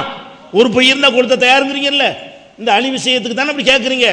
அதை தாண்டின மிதமிஞ்சி பொய்களை நான் எடுத்து காட்டட்டுமா? அதுலேருந்து காட்டட்டுமா? அப்போ என்ன வாதம் பண்ணுறீங்க? ஒரு மனிதன் அவன் சக்திக்கு பிரகாரம், நாங்கள் முதல்ல மதுஹப்ல இருந்த காலத்தை கூட தர்கா கூடாது, மதுஹப் கூட இருந்தோம். நாங்கள் சவுதியில் போய் படிச்சுட்டு வந்த ஆளுங்க கிடையாது. நாங்கள் நீங்கள் படிக்கிற கிதாபில் படித்து அதை ஓதி கொடுத்து அதை தரிசில் இருந்து அதில் எங்களுக்கு ஆன்சர் பண்ண முடியாத நிலைக்கு தள்ளப்படுற அளவுக்கு பலவீனம் இருக்கிறத கண்டுபிடிச்சி இது மதுஹபும் சரியில்லை என்று நாங்கள் வெளியே வர்றோம். எது சரின்னு கண்டுபிடிப்பதற்கான ஒரு தேட்டத்தில் நாங்கள் இருந்த நேரத்தில் அஹ்ல ஹதீஸ் எங்கள் பிரச்சாரம்லாம் அஹ்ல ஹதீஸ் மீட்டிங்லாம் நடக்கும். எங்களுடைய பிரச்சாரம்லாம் கேரளாவுடைய நதுவத்துல் முஜாஹிதீனோட சேர்ந்து நடப்போம். இன்னைக்கு அவங்களோட நாங்கள் மாறுபட்டு வெளியே இருக்கிறோம். அஹ்ல ஹதீஸ் சொன்னாலும் ஆதாரத்தை காட்டு, அஹ்ல ஹதீஸ் புஸ்தகம் சொன்னாலும் கரெக்டாக இருக்காது என்று இன்னைக்கு இருக்கிறோம். இன்றைக்கு கிதாபுல் வைத்திருக்கிறோம். இது வெக்கப்படுற விஷயமோ மறைக்கிறதோ இது பெரிய தில்லு முள்ளோ திருகுதாளமோ அயோக்கியத்தனமோ கிடையாது. அந்த ஹகீகத்துல் ஃபிக்ஹ்ல சொன்ன குற்றச்சாட்டுடைய அடிப்படை பொய்யானது கிடையாது. சில விஷயங்களில் அவர் தவறாக சொல்லியிருப்பாரே தவிர அந்த பேசி பொய், ஆபாசம், அசிங்கம், தில்லு முள்ளு எல்லாம் ஃபிக்ஹ்ல இருக்குது. அது நம்ம கரெக்டாக இருக்கிற மாதிரி இல்லாத தூக்கி போடுற மாதிரி பேசுனீங்கன்னா மொத்தமாக அதை பற்றி போஸ்ட்மார்ட்டம் பண்ணுவாங்க. அதை எடுங்க, ஒரு காப்பியை தாங்க, வரிசையாக அதை எடுத்து போடுவோம். அதான் அதுக்கு பதில். அதனால சரியான முறையில் பேசணும். நாங்கள் ஒளிவு முறையெல்லாம் கிடையாது, ஓப்பனாக சொல்லுவோம். இதை நாங்கள் இப்போ எத்தனை மசோரா பண்ணியிருக்கோம், இவங்களை நம்பி தெரியாமல் போயிட்டப்பா, இனிமேல் டெக்ஸ்ட்டை நம்ம பார்க்காம எழுதக்கூடாது நாங்களே டிஸ்கஸ் பண்ண ஒரு விஷயம். இது எங்களுக்குள்ள கவலைப்பட்டு கொண்ட ஒரு விஷயம். அதிலிருந்து சில பாடங்களை படித்துக்கொண்டு மாறிக்கொண்டு வருகிறோம். எத்தனை விஷயங்கள் காலம் நமக்கு கற்றுத்தரும். அந்த மாதிரியான அடிப்படையில் சில கற்றுக்கொள்வதை எல்லாம் என்ன செய்யக்கூடாது, அது பிரச்சனை ஆபத்தில் வச்சுக்கணும். அடுத்த டாபிக் வருவோம். அதில் என்ன பதில் சொன்னாலும் அதை வந்தீங்கன்னா அதில் உள்ள அனைத்து மசாயிலும் வாங்க. அதில் எழுதியிருக்குல்ல, நஜாத்து பத்திரிகையில் எழுதி காட்டுறீங்கள, எல்லாத்தையும் எடுப்போம். அதில் அனைத்துமே பொய்யா சரியான்னு பாரு. சிலது தான் நான் ஒத்துக்கிட்டேனே. அப்போ அதில் பொய் இருக்கு நிரூபணம் ஆகிட்டா அந்த ஃபிக்கு விஷயமா எழுதுறது கரெக்டு தானே? உங்கள் ஃபிக்கு அப்படி தானே இருக்குது. ஃபிக்கு ஃப்ராடு தில்லு முள்ளு ஆபாசம் இருக்குது நிரூபிக்கணும், அவ்வளோதானே உங்களுக்கு வேணும். அந்த விஷயத்துக்கு வேணா வாங்க. அதான் அதுக்குரிய ஒரே பதில். இதில் பெரிய தில்லு முள்ளு நீங்கள் தில்லு முள்ள பண்ணுறீங்க. நேற்று சொன்னது இல்லைங்கிறீங்களே, அப்போ அதை நீங்கள் பார்க்கணும். நேற்று இஜ்மாவுக்கு எவ்வளோ இந்த சபையில் இருந்து எவ்வளோ பிரட்டினீங்க, அதை நீங்கள் லாபத்தில் வச்சுக்கிறேன்னு. நான் என்னமோ சுருதி இறங்கி போய் எதுக்கு சுருதி இறங்கணும்? பகிரங்க மேடையில் எத்தனை இடத்துல ஓப்பனாக வாபஸ் வாங்குறாளுங்க. நாங்கள் சத்தியத்தை சொல்றதுக்கு வெட்கப்படவே மாட்டோம். பாத்திலாக இருந்தால் சுட்டி காட்டினால் தவறுதான், தவறாக சொல்லிவிட்டோம். ஒரு பத்திரிகையுடைய தலைப்பே மாபெரும் தவறு மன்னித்துக் கொள்ளுங்கன்னு என்ன செஞ்சோம்? ஒரு தவறாக ஒரு ஈசப்புன்னு மரியம்னு ஒன்றை எழுதிவிட்டு அதை ஒரு தவறாக நான் எழுதினதுக்கு மன்னிப்பு கேட்டாளுங்க, சுட்டி காட்டினா. இதை இன்னும் சொல்ல போனால் இதை வந்து சுட்டி காட்டி இதை ஒரு கொஸ்டினாக யாராவது கேட்டிருந்தா கூட அதில் பதிலில் கூட சொல்லிட்டு போனாங்க. அதனால் இது பெரிய விஷயங்க. அன்றைக்கு உள்ள நிலையை அதை செய்ய இயலும். எங்கள்கிட்ட அந்த துர்ரு இருந்து இதை நம்பி இருந்தால் கூட நீங்கள் சொல்லலாம். அல்லது என்ன புனிதமான நூல்களாக இருந்து சொல்லியிருந்தா கூட நாங்கள் ரொம்ப அலசியிருக்கலாம். நாங்களே பார்த்துருக்கோம் பாதி விஷயங்களை. இது அதோட சேர்த்து ஒன்று பற்றி சொல்கிறாரு, நம்ம பார்க்காது இருக்குதுன்னு நினச்சிக்கிட்டோம், அவ்வளவுதான். அதோட கூட்டுத்தனமாக இல்லை. அன்னைக்கு அதான் செய்ய முடியும். இயன்ற அளவுக்கு செய்வதெல்லாம் மனுஷனை குற்றம் முடிக்க முடியாது. அது வேணுமென்று செஞ்சது ஆகாது. அது ஃப்ராடு கிடையாது, தில்லுமுள்ளு கிடையாது. ஒன்றே ஒன்று சொல்கிறீங்க, அதை வந்து ஹகீகத்துல் போட வேண்டியதானே. அந்த மரபை நாங்கள் வச்சுருந்தா மற்றதுக்கெல்லாம் வச்சுருந்தா போடுவோம். புகாரின்னு போடுவோம். ஆதாரம் மிஸ்காத்தில் நாங்கள் போடலை. புகாரின்னு மிஸ்காத்தில் நாங்கள் பார்த்தோம். மிஸ்காத்தில் புகாரிங்கிற வச்சு நாங்கள் புகாரின்னு போட்டோம். அந்த மாதிரி போடணுங்கிற வழிமுறை பின்னாடி நாங்கள் எடுத்தோம். எடுக்கிறது முன்னாடி உள்ள காலத்தில் செஞ்சமே தவிர எதை எடுத்தாலும் அந்த தராவி 20 ரக்காத்துலாங்கிற கூட உருது மொழியை பார்த்தா ஒருத்தர் மொழிபெயர்த்து எழுதினார், அதுதான் போட்டோம். வழங்குதா? அதனால வந்து இது வந்து அன்னைக்கு இருந்த நிலையில் உள்ள விஷயங்கள். 86 அப்போ தான் நாங்கள் ஆரம்பித்த காலகட்டம். இதில் வந்து நாங்கள் வெக்கப்படவும் மாட்டோம். இது பகிரங்கமாக நாங்கள் மேடை போட்டு இது 1 மணி நேரம் பேசணும்னா கூட நான் மாட்ட பேசிட்டு போயிடுவேன். இது என்ன பெரிய நீ மன்னிப்பு கேட்க சொல்கிறது? ஓப்பனாக நான் தானே சொல்கிறேன் போட்டீங்க. எங்களுடைய பலவீனம், அறியாமை, எங்களுடைய இயலாமை, எங்களுடைய சக்தி, நாங்கள் எதிலிருந்து வந்தோம், ஹக்கு தேடணும். நாங்கள் ஒரு தேட்டத்தில் இருந்தோம். அவர் சொன்னார்ல கடவுள் இல்லைன்னு கூட, ஆமாம் அந்த மாதிரிலாம் எங்களை தள்ளுனுச்சு. இந்த மதகபு கிதாபுல் பார்த்தீங்கன்னா இப்படி இருக்கு மார்க்கத்தில், இப்படிலாம் அசிங்கமாக எழுதி வச்சுக்கிறாங்க. அது உண்மைதான். அது நாங்கள் அதை தெரிஞ்சு தானே வந்திருக்கிறோம். இது எதையும் ஒழிக்கலையே. நாங்கள் மூழுது நாங்கள் மறக்கலையே. பாத்தியா நாங்கள் ஓதிருக்கோமே, கத்தம் ஓதிருக்கோமே, நீங்கள் செஞ்ச எல்லாத்தையும் நாங்கள் செஞ்சுருக்கிறோமே. எதை கூடாதுங்கிறோமோ செஞ்சு தானே இருக்கிறோம். எங்களுடைய விஷயம் வந்து நாங்கள் முழுசாக ஒரு மதரசாவில் வார்க்கப்பட்டு அந்த கொள்கையில் தயாரித்து நாங்கள் அனுப்பப்பட்டது கிடையாது. நாங்கள் மதுகபில் தயாரிக்கப்பட்டோம், விதத்தில் தயாரிக்கப்பட்டோம், பரேலவி கொள்கையை போதிக்கிற மதரசாவில் ஓதுனோம். அங்கே வந்து உள்ள அடிப்படையில் இருந்தோம். அங்கே இருந்து கொண்டே எங்களுக்கு எதெல்லாம் தவறு என்று பட்டது அப்படி சிந்தித்து கொண்டோம் என்பதை நான் பதிவு பண்ணுறேன். அடுத்து அவர் சொன்ன 2 குற்றச்சாட்டு வச்சார் இல்லை, இப்போவும் மேடையில் பேசும்போது சொல்வது அப்படிங்கிற என்ன விவரமாக சொல்லுங்கள். அதே மாதிரி புகாரி விஷயம் 2 குற்றச்சாட்டு நீங்கள் சொல்லியிருக்கிறீங்க. அந்த 2 குற்றச்சாட்டை சரியான முறையில் ஓப்பனாக விளக்கமாக இந்த மாதிரி விஷயம், இந்த ஊரில் இந்த மாதிரி பேசினாரு, அல்ல இந்த மாதிரி இந்நாட்டு இதை சொன்னார், புகாரில் இல்லாத புகார்னு சொன்னார்ன்னு விவரத்தோடு சொல்லி அந்த புகாரி ஹதீஸ் வாசகத்தை எடுத்து காட்டி ஒரு குற்றச்சாட்டு 2 தான் நீங்கள் வச்சிருக்கிறீங்க. ஒன்று இந்த எல்லாமே இந்த ஹக்கீகத்துல் ஃபிக்கை விட்டுருவோம், அது ஒரே பதில் தான். நீங்கள் எத்தனை எடுத்து வச்சாலும் அதே பதில் தான். அதை பற்றி பேசணும் வந்தால் எல்லாத்தையும் பேசுவாங்க, அதுக்கு ரெடியாக இருக்கணும். சரியா? அதான் அதுக்கு சொல்கிறது. நீங்கள் எத்தனை தடவை சொன்னால் அதை நாங்கள் சொல்லுவோம். அடுத்து என்னன்னு கேட்டால், இப்போ இந்த தாஜுரு சதுப், அதாவது சவுண்டுமா வரலையா? நீங்கள்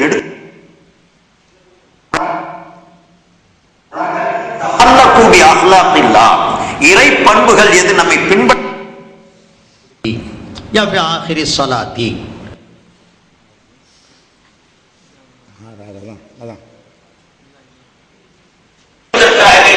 சாதனமாக அமையும் விதமாக பொருளை ஈட்ட வேண்டும் என்ற எண்ணத்திலே நாம் இங்கே வருகிறோம். அது தவறான கொள்கை அல்ல. அதுவும் அல்லாஹ்வுடைய இடத்தில் அங்கீகரிக்கப்பட்ட முறைதான். நபிகள் பெருமானார் ஸல்லல்லாஹு அலைஹி வஸல்லம் சொன்னார்கள், ஒருவன் முறையாக வியாபாரம் செய்வானேயானால்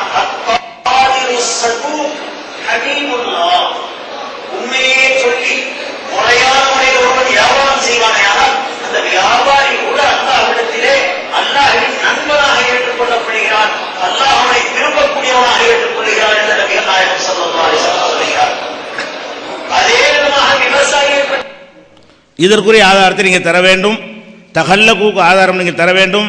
விபச்சாரிய மனைவி என்று ரசூலுல்லாஹ் சொன்னதா சொன்னீங்க, அதை தர வேண்டும். காற்று விடலாம்னு சொல்லி திருமுறை நிரூபிச்சிட்டோம். அன்பளிப்பை 3 முறைக்கு மேலே மறுக்கக்கூடாது ரசூலுல்லாஹ் சொன்னதா சொன்னீங்க, அதுக்கு ஆதாரம் தர வேண்டும். நபியின் குடும்பத்தார நேசிப்பை சம்பந்தமாக எந்த ஹதீஸ் சொன்னால் அதை தர வேண்டும். தரலன்னு சொன்னால் நீங்கள் வேணும்னே திட்டமிட்டு ரசூல்லா மேலே போய் சொல்ல தயாராக இருக்கிறீங்க. உங்கள் ஃபிக்குகளை உள்ளதை சரியும் தவறுன்னு சொன்னால் கோபம் வருது, அல்லாஹ்வுடைய ரசூல் மேலே விட்டு அடிச்சுட்டு இருக்கிறீங்களே என்பதற்கெல்லாம் என்ன செய்யணும், உங்களுடைய வாதங்களில் பதில் சொல்ல வேண்டும் என்று பிடிச்சிக்கிறேன். அடுத்து இந்த அகததாவுக்கு வர்றாரு, இப்போவும் முரண்படுறாரு. இந்த அகததாவை சமாளிக்கிற எடுத்து பார்த்தீங்கன்னு சொன்னால் அகததாவில் 2 அடங்குதுங்கிறாரு. அகதண்டாலேயே அம்தண்டு சொன்னவர் இப்போ என்ன செய்கிறாரு, இப்போ சொல்லும்போது அகதசன்னா 2 நிமிஷம் இருக்கா, அகதசை என்றால் வேணும்னு உள்ளதை எடுத்துக்கிறோம், மறதியாக உள்ள எடுத்துக்கிறோம். முதல் என்னது அகதசன்று சொன்ன அர்த்தமே என்ன, வேணும்னு சொல்வதைத்தான் சொல்லும்னு சொன்னவர். இப்போ ஹதீஸ் எடுத்து போட்டவுடனே அவனுக்கு ஒழு முடியாதான்னு கேட்டவுடனே அது 2ஐயும் எடுத்துக்கொள்ளும். 2ஐயும் எடுத்துக்கொள்ளும்னா நீங்கள் சும்மா நீங்கள் அம்தன் சேர்த்தீங்க, அம்தனைத்தான் எடுத்துக்கொள்ளும் எதை வச்சு கண்டுபிடிச்சிங்க? அதுவும் சலாமோட பக்கத்தில் அவ யுகுதி அம்தன் அவ சல்லிம சலாம் கொடுக்குற சமமா கொண்டு போய் யுகுதி அம்தன் போட்டீங்களா? அது ஏன் அது ரசூல்லா அப்படி சொல்லியிருந்தாரு, அது ஏன் மக்ரூ தஹ்ரீம் ஆகுது, அது ஏன் குற்றம் ஆகுது? ரசூல்லா சொன்னதை செஞ்சிருந்தாரு, ஏன்னா திருப்பி ஏன் திருப்பி தொழுவணும்னு சொல்றீங்க. ஹிதாயாவுடைய சரகளை எழுதியிருக்காரு, லா யாதத் அலைஹின்னு எழுதியிருக்காரு, அதுவும் இருக்கு, உங்களுக்கு தான் இருக்கு. அதான் போஸ்ட்மார்ட்டம் பண்ணால் ரொம்ப வந்துகிட்டு இருக்கும். ஒரு கிதாபுல திருப்பி தொழுவோன்னு, இன்னொரு கிதாபுல திருப்பி தேவையில்லை, முடிஞ்ச பிறகு எதுக்கு திருப்பி தொழுவ சொல்லணும் அப்படின்னு உங்கள் கிதாபுகளில் இருக்குது. அப்போ இது என்னன்னு கேட்டால், ஒரு மார்க்கத்தின் பெயரால் துணிந்து தைரியமாக பொய் சொல்லக்கூடிய காட்சி தவறுதலை, என்னுடையதெல்லாம் இது திட்டமிட்டது கிடையாது, நான் சொல்லிவிட்டேன், இன்னுதான் நடந்தது. ஒரு மனிதனுடைய அவனுடைய என்னுடைய நியாயத்தை நான் சொல்லும் பொழுது ஆதாரம் ஏதாவது அதுக்கு மாற்றமாக இருந்தால் நீங்கள் சொல்லணும், இதான் நடந்தது, நான் உங்கள்கிட்ட சொல்லுகிறேன், அவ்வளவுதான், வேற எந்த ஒரு உள்நோக்கமும் இல்லை, கிடையாதுங்கிறேன். நீங்கள் திட்டமிட்டு சொல்றீங்க ரசூல்லா பேரில், அஹ்ரஸுக்கு இன்னும் ரசூல்லா சொன்னதை இல்லைன்னு சொல்ல மாட்டேங்கிறீங்க. அந்த சையத் சாபிக்கு எழுதுனதே ரசூல்லா சொன்னதுக்கு போதுமானதுங்கிறீங்க. ரசூல் ஸல்லல்லாஹு அலைஹி வஸல்லம் சொல்லலை, அது தவறு தான், அது ஹதீஸ் இல்லைன்னு சொல்ல மாட்டேங்கிறீங்க. அப்போ இந்த மாதிரியான வாதத்தை வைக்கணும். அடுத்து என்ன செய்கிறாருன்னா, அந்த முதல்ல ஒரு வாதம் வச்சார், விடுபட்டு போன வாதம், நாங்கள்லாம் எடுத்து சொல்கிறவங்க எங்கள்கிட்ட வரலாம், அதான் பதில். இதெல்லாம் நாங்கள் எடுத்து சொல்கிறவங்க, நீங்கள்லாம் உண்டாக்கி சொல்கிறவங்க, நாங்களும் எடுத்து சொல்கிற ஆளுக்கு தான். நீங்கள் ஃபிக்குலேருந்து எடுத்து சொல்கிற ஆளுக்கு, நாங்கள் குரானேசிலேருந்து சொல்கிற ஆளுங்க, நாங்கள் கையில் மட்டும் உண்டாக்குற ஆளுங்களா? அது எப்படி வித்தியாசப்படுத்துகிறாங்க? அவங்கள்ட்ட தப்பு வரலாமா? அவங்க எடுத்துலாம் சொல்லலையா, எடுத்து தான் சொல்கிறாங்களா, எதையும் சொந்தமாக சொல்லலையா, நாங்கள் சொந்தமாக சொல்கிறோம். கண்ணியத்திற்குரிய பெரியவர்களே, ஆச்சரியமாக பேசுகிறார். எங்களுக்கு அந்த நேரத்தில் அவ்வளோதான் வசதி இருந்துச்சு. நாங்கள் மிஷ்காத்தை பார்த்து புகாரின்னு எழுதிக்கிடுவோம். மிஷ்காத் வாங்குறதுக்கு காசு இல்லை, இது புகாரி வாங்குறதுக்கு எங்கள்கிட்ட வசதி இல்லை. எவ்வளவு வினோதமான வாதம் பாருங்கள். 86 அவருக்கு வயசு 33, அப்போ 53 பிறந்தாருன்னு நினைக்கிறேன். 33 வயசில் அவருக்கு இருந்த வசதி வாய்ப்பு எனக்கு தெரியும். இவ்வளவு இருந்தும் கூட எனக்கு புகாரி வாங்க காசு இல்லை, வசதி இல்லை, அதனால் நாங்கள் மிஷ்காத்திலேருந்து புகாரியை எழுதணும்னு சொல்கிறதே பெரிய குற்றம். அது முடியும். புகாரி எவ்வளவு காசாயிரும்? சரி, அந்த ஹதீஸ்லையாவதும் அவர் மிஷ்காத்தில் மேலே நம்பிக்கை வச்சு மிஷ்காத்தை எழுதினவர் ஒரு வலியுத்தீன் ரொம்ப பெரிய ஆள், அதனால் அவர் எழுதுனது உண்மையாக இருக்கும், உலகத்தில் மக்கள்லாம் எடுத்து நடத்துகிறாங்க, அதனால் ஒருத்தர் முத்தஃபக்குன் அலைஹிண்டோ புகாரிண்டோ முஸ்லீம்டோ அபுதாவுண்டோ திருமதிண்டோ எழுதி போட்டார்னு கூட விட்டுறலாம். ஆனால் நியாயப்படி அங்கேயும் மிஷ்காத்துன்னு எழுதணும். அதே முறை எங்கேருந்து எழுதுனன்ட்டு, இல்லாட்டி பம்மாத்து காட்டுறதுக்கு எழுதுனா அதுவும் புகாரின்னு எழுதுனான். நானே புகாரியை பார்த்தேன்னு சொன்னது மாதிரி ஏமாத்துறது தான் அது. அதுதான் திட்டமிட்ட போய். மிஷ்காத்துன்னா வெள்ளந்தியா எழுதணுங்க. முத்தஃபக்குன் அலைஹி கிதாபு மிஷ்காத்துன்னு எழுதணும். அதை மிஷ்காத்துலேருந்து எடுத்துக்கிட்டு புகாரின்னு போட்டா அப்போ நம்மள்கிட்ட அவர் பந்தா பண்ணுறாரு. மிஷ்காத்துலேருந்து எழுதலை, புகாரியே நேர பார்த்து அவரை அள்ளி விடுறாரு அப்படிங்கிற அந்த எண்ணத்தை உருவாக்குறதுக்கு அங்கே எழுதினார். அதை கூட ஒரு வழியில் சகிக்கலாம், ஹதீஸை நக்கல் பண்ணிட்டு போறாரு. இங்கே அப்படி இல்லைங்க, குற்றச்சாட்டை சொல்றீங்க, அதுலேயும் லேசான குற்றச்சாட்டு இல்லை, பொய்களுக்கு பஞ்சம் இல்லை. ஃபிக்கு கிதாபை பற்றி இங்கே பேசவே கூடாது. ஃபிக்கு கிதாபில் என்ன இருக்குங்கிறது எங்களுக்கு தெரியும், அங்கே நகட்டுறோம் நாங்கள், அப்போ பார்த்துக்கிருவீங்க. அதனால் நீங்கள் அப்படியே ரூட்டுக்கு போகிறீங்க, நல்லா தெரியும். இங்கே பிஜேயா சைபுத்தீனா மார்க்கம் சொன்னதில் யார் இப்படி திட்டமிட்டு செஞ்சது? தவறுகளை மன்னிக்கலாமே, இதை தவறுன்னு சொல்லவே முடியாது. எங்களுக்கு வசதி இல்லை, அதனால் நான் கல்யாணம் பண்ணாமல் ஒரு பொம்பளை இழுத்துட்டு போயிட்டேன் சொல்லிடுவீங்களா? மகர் கொடுக்க காசு இல்லை, தேவைப்பட்டுச்சு, அதை விட மோசம் இது. அது உங்க விஷயத்தில் சொந்த ஹராமா போயிடலாம். இது இன்னொருத்து மேல அள்ளி சொல்றீங்க, அவதூற அசிங்கத்தை கக்குறீங்க. அதுலயும் பஞ்சங்களுக்கு பொய்களுக்கு பஞ்சம் இல்லைன்னு பெரிய எழுத்துல போடுறீங்க, டிக்ளேர் பண்ணுறீங்க. ஒரு ஆளு எழுதல, இப்ப எல்லாருமே சேர்ந்து கூட இந்த வசதி இல்லையா? நான் கேட்கிறேன், இந்த கிதாபுகள்ல பாகம் பக்கம் எழுதுறீங்க, துர்ருல் முக்தார்னு எழுதிருக்கிறீங்க. கொஞ்சம் அவர் மேல இந்த சாணியை அள்ளி கொட்டுறதுக்கு முன்னால அந்த துர்ருல் முக்தார் தான் எல்லா மதரசாவிலையும் இருக்குதே. அவன் ஹகீகத்துல் ஃபிக்ஹ்கார கிறுக்கே எழுதுனதை பார்த்ததுக்கு பிறகாவதும் இந்த விஷயம் உண்மையிலே இருக்குதான்னு எடுத்து பார்க்க வேணாமா? அதை எடுத்து பார்த்து வெரிஃபை பண்ணி போட்டு இருந்தாவுல எழுதணும். அள்ளி கொளிச்சிட்டீங்களே எவ்வளவு. நான் இதைத்தான் கேட்க வர்றேன். நீங்க சிம்பிளா சொல்லிட்டு போயிட்டீங்க. அந்த நேரத்தில் எங்களுக்கு அவ்வளவுதான் வசதி இருந்துச்சு. திட்டமிடலை. இது என்னங்க திட்டமிடல்னா? இதுக்கு பேர் என்னங்க? அப்படியே தூக்கத்தில் அப்படியே மெய் மறந்து எழுதிட்டீங்களா? திட்டமிடுறதே இதுதானங்க. எழுதி இருக்குது, வாங்கிக்கிட்டீங்க, அள்ளி கொட்ட போறீங்க. துர்ருல் முக்தாரும் நூருல் அன்வாரும் முன்னியத்துல் முசல்லியும் ஷரே விகாயாவும் எட்ட தூரத்தில் திருச்சியில் இருக்குன்னா ஜாமியா அன்வார் இருக்கு. உங்கள்கிட்ட காசு இல்லாட்டி எங்கே போய் பார்த்துருக்கலாம்? எத்தனை மதரசாக்கள் இருக்குது. பெரிய தூர பாரதூரமான விலையும் இல்லை. நாங்கள் அந்த காலத்திலேயே வாங்கி வச்சிருந்தோம். பிஜே பொட்டி கடை வச்சிருக்கும் போது எங்களுக்கு ஒண்ணுமே கிடையாது. அந்த நிலையில் நாங்கள் இருந்தோம். அப்ப கடகாட்சியெல்லாம் வச்சவர், வசதி இல்லாம இருந்த எல்லாம் இருந்துச்சுங்க. இங்க அதெல்லாம் கிடைச்சான் ஒருத்தன். அலஹதீஸ்ல நாங்க இருந்தோம், அப்புறம் மாறி வந்துட்டோம். எத்தனையில இருந்து மாறி வந்திருக்கிறீங்க? இன்னும் எங்கெங்க போறீங்கன்னு எனக்கு தெரியல. இன்னும் எங்க போக போறீங்கன்னு தெரியல. இன்னைக்கு அதோட 30 வருஷத்துக்கு முன்னால என்ன நிலையில இருந்தீங்களோ அதோட மோசமா போய்கிட்டு இருக்கிறீங்க. ஏராளமான ஹதீஸ்கள் பார்க்கல. சுனனே திருமதின்னு சொல்லி நேற்று பார்த்து அவர் எழுதின அந்த மொழிபெயர்ப்பை, அதுல பூரா ஹதீஸ் பதிஞ்சிருக்கிறார், மொழிபெயர்ப்பு செஞ்சு கொடுத்திருக்கிறாரு, மக்கள்கிட்ட வித்து காசாக்கி இருக்கிறார். இன்னைக்கு அந்த ஹதீஸ்ல இருக்குது அது பொய், இது ஏற்க முடியாது, பிராக்டிக்கலுக்கு ஒத்து வராது, இப்படி உங்க சகாக்கள் பேசுறாங்க. அப்ப இதுக்கு முன்னால காசு பண்றதுக்காக வேண்டி மொழிபெயர்ப்பு பண்ணி கொடுத்தீங்களா? அந்த காசுகளை எல்லாம் சம்பாரிச்சுக்கிறதுக்காக வேண்டி இந்த வேலைகளை செஞ்சீங்களா? அப்ப காசு கிடைக்குது அல்லது அடுத்தவன் மேல ஏதாவது அள்ளி கொட்டணும்னா என்ன சொன்னாலும் செஞ்சிருவீங்களா? எவ்வளவு இதை சொல்லிட்டு மனசு வரலையே, தப்பா செஞ்சுட்டோம்னு சொல்ல வரலையே. அந்த நேரத்தில் வசதி இருந்துச்சு. மற்ற ஃபிக்ஹுடைய மசாலாக்கள்லாம் பேசலாமா? நான் சொல்ல வர்றது ஃபிக்ஹ் கிதாபுக்காரர் மேலே எழுதுனது ரைட்டா தப்பாங்கிறது அடுத்து மசாயில்களை பத்தி. நீங்க செய்த இந்த பித்தலாட்டத்திற்கு மக்கள் மத்தியில பகிரங்க மன்னிப்பு கேட்கணும், கேட்டாகணும். இல்லாட்டினா நீங்க அதுக்கு சால்ஜாப்பு சொல்றதுக்கு காரணம் இல்லை. நீங்களா இருக்கிறீங்க, விளங்கிக்கங்க. இவ்வளவு தெளிவா இந்த நூல்களை போய் குத்துபகானாக்கள்ல பார்க்க முடியும், கேட்க முடியும், பரிசீலிக்க முடியும். அப்படி இருந்தும் கூட இந்த காரியங்களை செய்யாம இவ்வளவு திட்டமிட்டு செஞ்சு எத்தனை 100 இளைஞர்கள் கட்டாங்க தெரியுமா? நான் சொல்றேனே, ஏன்ட்ட 100 நோட்டீஸ் இருக்குங்க, கேலி கிண்டல் பண்ணது. இன்னைக்கு இவர் சும்மா சொல்றாரு, எந்த கூட்டத்திலேயாவது இந்த மாதிரி நாங்கள் நடந்துட்டா அந்த நேரத்தில் இவ்வளவுதான் வசதி இருந்துச்சுன்னு எங்கேயாவது டிக்ளேர் பண்ணியிருக்கிறாரா? இந்த விஷயங்களை பத்தி தப்புனா நாங்கள் திருந்திக்கிடுவோம், நாங்களா தூக்கி போட்டு வந்துடுவோம். இன்னைக்கு மாட்டிக்கிட்டீங்க சொல்றீங்க, இல்லாட்டினா ஒரு காலத்தில் நீங்க சொல்ல போறது கிடையாது. இவ்வளவு மோசமான காரியத்தை செஞ்சு எதை வேண்டுமென்றே திட்டமிட்டு, இதுக்கு பேரு திட்டமிடுதல் இல்லைன்னு சொன்னா உலகத்துல வேற எந்த திட்டமிடுதலே இல்லைங்க. இத்தனை பெரும் அறிஞர்கள், நூல்காரவங்க, மகான்கள், அவங்க மேல இவ்வளவு அள்ளி போட்டு போட்டு அதுலயும் சொல்றாரு பொய்களுக்கு பஞ்சம் இல்லைன்னு 10 விஷயம் எழுதியிருக்கிறேன், மற்ற 9 பேசலாமான்னு. இங்க இருக்கிறதே ஒரு விஷயம் தான், பொய்களுக்கு பஞ்சம் இல்லைன்ற தலைப்புல இங்க எழுதியிருக்கிறது ஒரே விஷயம்தான், அலியுடைய விஷயம்தான். அலியை கூப்பிட்டுட்டு அவங்க வாப்பா போனாரு. பொய் அதுலயும் கீழே எழுதும்போது எந்த ஒரு ரீதியிலும் கட்டுப்பாட்டு இராமல் அவர்கள் தம் மனம் போன போக்கில் வியாக்கியானம் தந்து கொண்டிருக்கிறார்கள். ஃபிக்ஹ் கிதாபை பத்தி எழுதுறார்.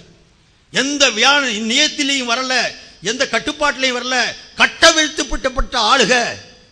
இவ்வளவு காட்டமா இதை நம்பி எத்தனை இளைஞர்கள் கேட்டாங்க. என்னைக்காவது உங்க ஜமாத்துல, எங்களுக்கு வேணாம் விடுங்க, உங்க தௌஹீத் ஜமாத்தில் இந்த மாதிரிலாம் பேசி போட்டப்பா ஒரு காலத்துல, இது தப்பா போச்சு, இனிமேல் அதை பார்த்து ஜாக்கிரதை பேசியிருப்பாங்களா? கேட்டிருப்பாங்களா? அது மட்டும் பார்த்தா அது பொதுவா பேசியிருக்கணும். எல்லாருக்கும் இந்த செய்தி போயிருந்தா இன்னைக்கு நோட்டீஸ் போடுறவன் போட மாட்டான். இப்பங்க 5 வருஷத்துக்கு முன்னால பதில் சொல்லும் போது இதே பதில் இதுல வர்ற ஒரு மசாலாவை பதிலா எடுத்து காட்டியிருக்கிறாரு. நான் அதை எடுத்து சொல்லுவேன். மசாலாக்களை சொல்லும் பொழுது எத்தனை சொன்னாலும் நான் இதைத்தான் சொல்ல போறேன்னு தப்பிக்க விட மாட்டேன். நாங்க இங்க ஒண்ணுக்கு சொல்லி ஆகணும். அதே மாதிரி சகோதரர்களே, இதை விட மகா மோசமான ஒரு காரியம் என்ன செஞ்சு தெரியுங்களா? இந்த ஃபிக்ஹ் நூல்காரன் இந்த கிதாபுகளை எங்கிருந்து எடுத்து எழுதியிருக்கிறோம்னு சொல்லி ஒரு அட்டவணை போட்டிருக்கிறான். அந்த அட்டவணையை கூட அவன் ஏதோ ஒரு நூல்களில் பார்த்து காப்பி அடித்து எழுதிருக்கிறான். ஒரிஜினல் நூல்கள் இருந்து எழுதலை. ஒரிஜினல் நூல்கள் இருந்து துருல் முக்தாரோ ஷரஹுல் விகாயாவோ அல்லது இன்ன பிற ஃபிக்ஹுடைய கிதாபுகளுடைய பேரில் இருந்து அவன் எடுக்கலை. அவன் எந்த நூல்ல இருந்து எடுத்தானோ அதையும் நான் எடுத்து பார்த்துட்டு வந்திருக்கிறேன். அவன் எந்த நூல்ல இருந்து இந்த நூல்காரன் எழுதுனானோ அந்த நூல்களையும் நான் பார்த்துட்டு வந்திருக்கிறேன். ஒரு சில மசாயில்களில் பார்த்தேன், ஃபோட்டோ காப்பி வச்சிருக்கிறேன். நான் பூராமே எடுத்துட்டு வந்துட்டு தான் நான் பேசுகிறேன் சகோதரர்களே. அப்போ அவன் எடுத்துட்டான். இப்போ ஹிதாயான்னு இருக்குன்னு வைங்க. இதுக்கு ஹிதாயா 4 வால்யூம் தான் இருக்குது. 4 பாகம் மதரசாக்களில் போதிக்கப்படுது. அதனுடைய முன்னுரை இருக்குதே, முன்னுரை வெறும் ஒரு பக்கம் தான் இருக்கும். ஹிதாயாவில் இவ்வளவு தான். ஹிதாயா நானும் ஓதி கொடுக்குறேன் அல்ஹம்துலில்லாஹ். இதில் உள்ளது இவ்வளவு. இதில் முன்னுரையே 200 பக்கம் எழுதியிருப்பான், 110 பக்கம் எழுதியிருக்கிறான். முன்னுரை இருக்கிறதே ஒரு பக்கம் தான். ஹிதாயாண்டு 110 பக்கம் போட்டிருப்பான். அவன் கடைசியில் அந்த அட்டவணை கொடுக்கும்போது நூல்களை பற்றி உண்டான விவரம் தரும்போது என்ன செய்யறான், ஐனுல் ஹிதாயா அந்த பேரு, நூருல் ஹிதாயா அப்படின்னு பேரு, வேற அந்த ஆயத்துல இந்த வருது பாருங்க, இந்த பேர்களை போட்டு அவன் பிரிண்ட் பண்ணியிருக்கிறான். தெளிவா பிரிண்ட் பண்ணி இந்த நூல்கள்ல இருந்தா நான் இந்த அட்டவணைகள்லாம் உங்களுக்கு தந்திருக்கிறேன், இதனுடைய சட்டங்களை எடுத்து எழுதி. அதே பொய் நான் சொல்றேன்ல, இவன் எங்க இருந்து எடுத்து எழுதினானோ அதுலயே மகா பொய். அவன் அங்க இருக்குது ஒண்ணு, அங்க மறுத்து எழுதுறாரு, அவன் இருக்குன்னு எழுதுறான். இங்க எழுதுனதே நான் பல நூல்களையும் எடுத்து பார்த்துட்டு தான் நான் இங்க பேசுறேன். சட்டங்கள் எடுக்கும் போது இன்ஷா அல்லாஹ் அது சம்பந்தமான விளக்கமா நான் உங்களுக்கு சொல்லுவேன். இங்க என்னன்னு சொன்னா நான் உங்களுக்கு சொல்ல வர்றது, இவ்வளவு தெளிவா நான் எங்க இருந்து எடுத்து எழுதுனேன் அப்படிங்கக்கூடிய விஷயத்தை அவன் பட்டியல் கொடுத்து எடுத்து எழுதுறான். அதை எழுதி ஒவ்வொரு நூலுடைய பேர் எப்படி எழுதுறான், ஐனுல் ஹிதாயா தர்ஜுமா ஹிதாயா, நூருல் ஹிதாயா தர்ஜுமா ஷரஹ் விகாயா, காயத்துல் அவ்தார் தர்ஜுமா துர்ருல் முக்தார், ஃபத்தாவா ஹிந்தியா ஃபத்தாவா ஆலம்கீரி தர்ஜுமா, இப்படி அஹ்சனுல் மசாயில் ஜரூரி தர்ஜுமா குதூரி, இப்படி ஐனுல் ஹிதாயாவில இருந்து எழுதினேன், நூருல் ஹிதாயாவில இருந்து எழுதினேன், காயத்துல் அவ்தார்ல இருந்து இந்த உருது நூல்களை பேரை போட்டு இத்தனையாவது வருஷத்தில் பிரிண்ட் பண்ணது, இந்த பதிப்பகத்தில் இது பதிவு செய்யப்பட்டது, அந்த நூல்களில் எடுத்து பார்த்துக்கங்க அப்படின்னு சொல்லியாவது அவன் எழுதினான். இவர் என்ன செஞ்சார் தெரியுங்களா, என்ன செஞ்சிருக்கணும், அதை எடுத்து காப்பி அடிக்கிறாள் அப்படியே உள்ள எடுத்து போடணும். ஆலிம்கள்லாம் இந்த மசலாக்கள் எந்த பாகம் பக்கத்தில் இல்லைன்னு குழம்பி அலைகிற நேரத்தில் அடிச்சாரு ஒரு பட்டியல். அந்த இதை போடுப்பா தமிழில் உள்ளது பட்டியல் போட்டு காட்டினார். அந்த பட்டியல் போட்டு என்ன காட்டுறாரு பாருங்க, அவன் நூருல் ஹிதாயான்னு எழுதியிருக்கிறான், இவர் ஹிதாயான்னு பேர் எழுதுறாரு. அவன் எழுதியிருக்கிறான் ஐனுல் ஹிதாயான்ட்டு தமிழங்கப்பா. அது பாருங்க, ஷரஹ் விகாயா, துர்ருல் முக்தார், ஃபத்தாவா ஆலம்கீரி, எல்லாமே கன்சுத்தகாய், குதூரி, முனியத்துல் முசல்லி. அடுத்து இது பாருங்க, பதிப்பகத்துடைய பேரு நவுலக்சூரா. உருது ஒழுங்கா படிக்க தெரியல, உருதுலையும் ஓட்ட, நவில் கிஷோர் அது நவுலக்சூர்னு எழுதிட்டாராம். மசாயில்கள் அப்படித்தான், படி ரக்கணுண்டா படி ரக்கணுண்டா அர்த்தம் செஞ்சு வச்சிருந்தாரு. தமிழே தண்டமாடும் போது உருதுல இதுக்கு உள்ள நுழையணும். எவனாவது உள்ளவன்ட்ட வச்சு ஒழுங்கா படிச்சிருக்கலாமே, வரிக்கு வரி பாத்தீங்கல்ல, 7 பேர்ல ஒரு பையனு கூட தெரியலையா என்ன இருக்குல்ல. அதனால சகோதரர்களே, இவ்வளவு எழுதிட்டு இதை மக்களை ஏமாத்துறதுக்கு, உலமாக்களை குழப்புறதுக்காக வேண்டி பதிப்பகம் முஜித்தபாயி, நவுல் கிஷோர், நவுல் அக்ஷூர் பதிப்பகத்துடைய வருஷம் எல்லாத்தையும் பிரிண்ட் பண்ணி இந்த பதிப்பகத்திலே பிரிண்ட் ஆன நூல்களிலே தேடி பாருங்கள், நான் சொல்லி இருக்கக்கூடிய சட்டங்கள்லாம் பதியப்பட்டிருக்கிறது. எவ்வளவு மோசடி, இதுக்கு பேர் மோசடி இல்லையா? அட உருதுக்காரன் பேரை போட்டிருக்கான், உருது புக்கை போட்டிருக்கான்னு அந்த பேரவே எழுதிட்டு போக வேண்டியதானே, தெரிஞ்சு போயிருமா? இங்க உருது புக்கை போட்டா உருதுல காப்பி அடிச்சதுன்ட்டு மறைக்கிறதுக்காக வேண்டி ஹிதாயா, ஷரஹ் விகாயா, துர்ருல் முக்தார்னு போட்டீங்கல்ல, ஏமாத்தினீங்களா இல்லையா? எங்களுக்கு இந்த கிதாபு ஃபிட்வா பிளாட்ஃபாரத்தில் 1.5 ரூபாய்க்கு கிடைச்சு, எனக்கு எடுத்து பார்க்க போய் எனக்கு வண்டவாளம் வெளுத்துச்சு. இல்லாட்டி இந்த விஷயம் இன்னைக்கு வரைக்கும் வெளியே வந்திருக்காது. நாங்கள் அன்னைக்கே எடுத்து போட்டோம். அஸ்ஸலாமு அலைக்கும் வரஹ்மத்துல்லாஹி வபரகாத்துஹு. அன்புள்ள சகோதரர்களே, நபிகள் நாயகம் ஸல்லல்லாஹு அலைஹி வஸல்லம் அவர்கள் மீது இட்டு கட்டுவது வேறு ஒருவன் மீது பொய் சொல்வது போன்றது அல்ல. அப்படி சொன்னவன் நரகத்தை ரிசர்வ் செய்து கொள்ளட்டும். ஒயின்ன கிதுபன் அலைய லைசக கிதுபின் அல அகதின் என்றெல்லாம் நபிகள் நாயகம் ஸல்லல்லாஹு அலைஹி வஸல்லம் எச்சரித்து, அதை மீறுகிற வகையில் 9 ஹதீஸுகளை இதுவரைக்கும் சொன்னதில் இட்டுக்கட்டி பொது மேடையில் மக்கள் மத்தியில் திட்டமிட்டு வேண்டுமென்றே சொன்ன ஒரு விஷயத்தில் மன்னிப்பு கேட்கவும் இல்லை, எடுத்துக்காட்டவும் இல்லை, வெக்கம் வரவும் இல்லை, ரோசம் வரவும் இல்லை, எவ்வளோ பாரதூரமான விஷயத்தை செஞ்சுட்டோன்னு வரவே இல்லை. இந்த மதுஹபு குப்பைகளில் உள்ளதை 10 பேர்கிட்ட விபச்சாரம் பண்ணிட்டான்னு சொல்கிறேன், ஒருத்தியோட விபச்சாரம் பண்ணது மட்டும் நிரூபணம் ஆகலை, பத்தினி ஆயிடுவான் அவன். மீது 9 பேர்கிட்ட செஞ்சுருக்கிறானே, 10 பேர்கிட்ட விபச்சாரம் பண்ணிட்டான்னு சொல்கிறேன். அவனோட பண்ணல சரிப்பா, அவனோட தப்பா சொல்லிட்டப்பா, 9 பேர் பண்ணியிருக்கே இல்லையா? அந்த மதுஹபுல அவ்வளோ உண்டா இல்லையா? கொஞ்சம் நெஞ்சமா சொல்லி வச்சிருக்கிறீங்க. அந்த மதுஹப் இன்னும் 10 கெடுத்துட்டோமா, மதுஹபை சொல்லி சொல்லி பாரதூரமாக்கிட்டோமா? என்ன பாரதூரமாக்குற மாதிரி இல்லை மேட்ரு இல்லையா? இப்ப மதுஹபுல ஒரு கன்னி பெண்ணை கண்டுபிடிக்கிறதுக்காக வேண்டி முட்டையை கொண்டு அவருடைய உறுப்புல விடணுங்கிறீங்களே, இது இருக்கா இல்லையா? இது வழி கெடுக்குமா கெடுக்காதா? இதை சொல்லி தான் மக்களை திருத்திருக்கிறோம். நீங்க சொன்னது சொல்லி இல்லை. அதே மாதிரி இமாம குர்பானி கொடுக்கலாங்கிறீங்க, மனுஷனையே ஆட்டுக்கு நாய்க்கு ஆட்டுக்கு மனுஷனை பிறக்க வச்சு அவனை குர்பானி கொடுக்கலாங்கிறீங்களே, இது பெரிய தத்துவமா? அதே மாதிரி நோன்பு வைத்து கொண்டு மிருகத்தோடு புணர்ந்தால் கஃபாரா இல்லை, பயங்கர தத்துவம் சொல்றீங்களே, இதெல்லாம் வழிகேடா? இதெல்லாம் நேர்வழியா? இதெல்லாம் கிதாபுல இருக்குதா இல்லையா?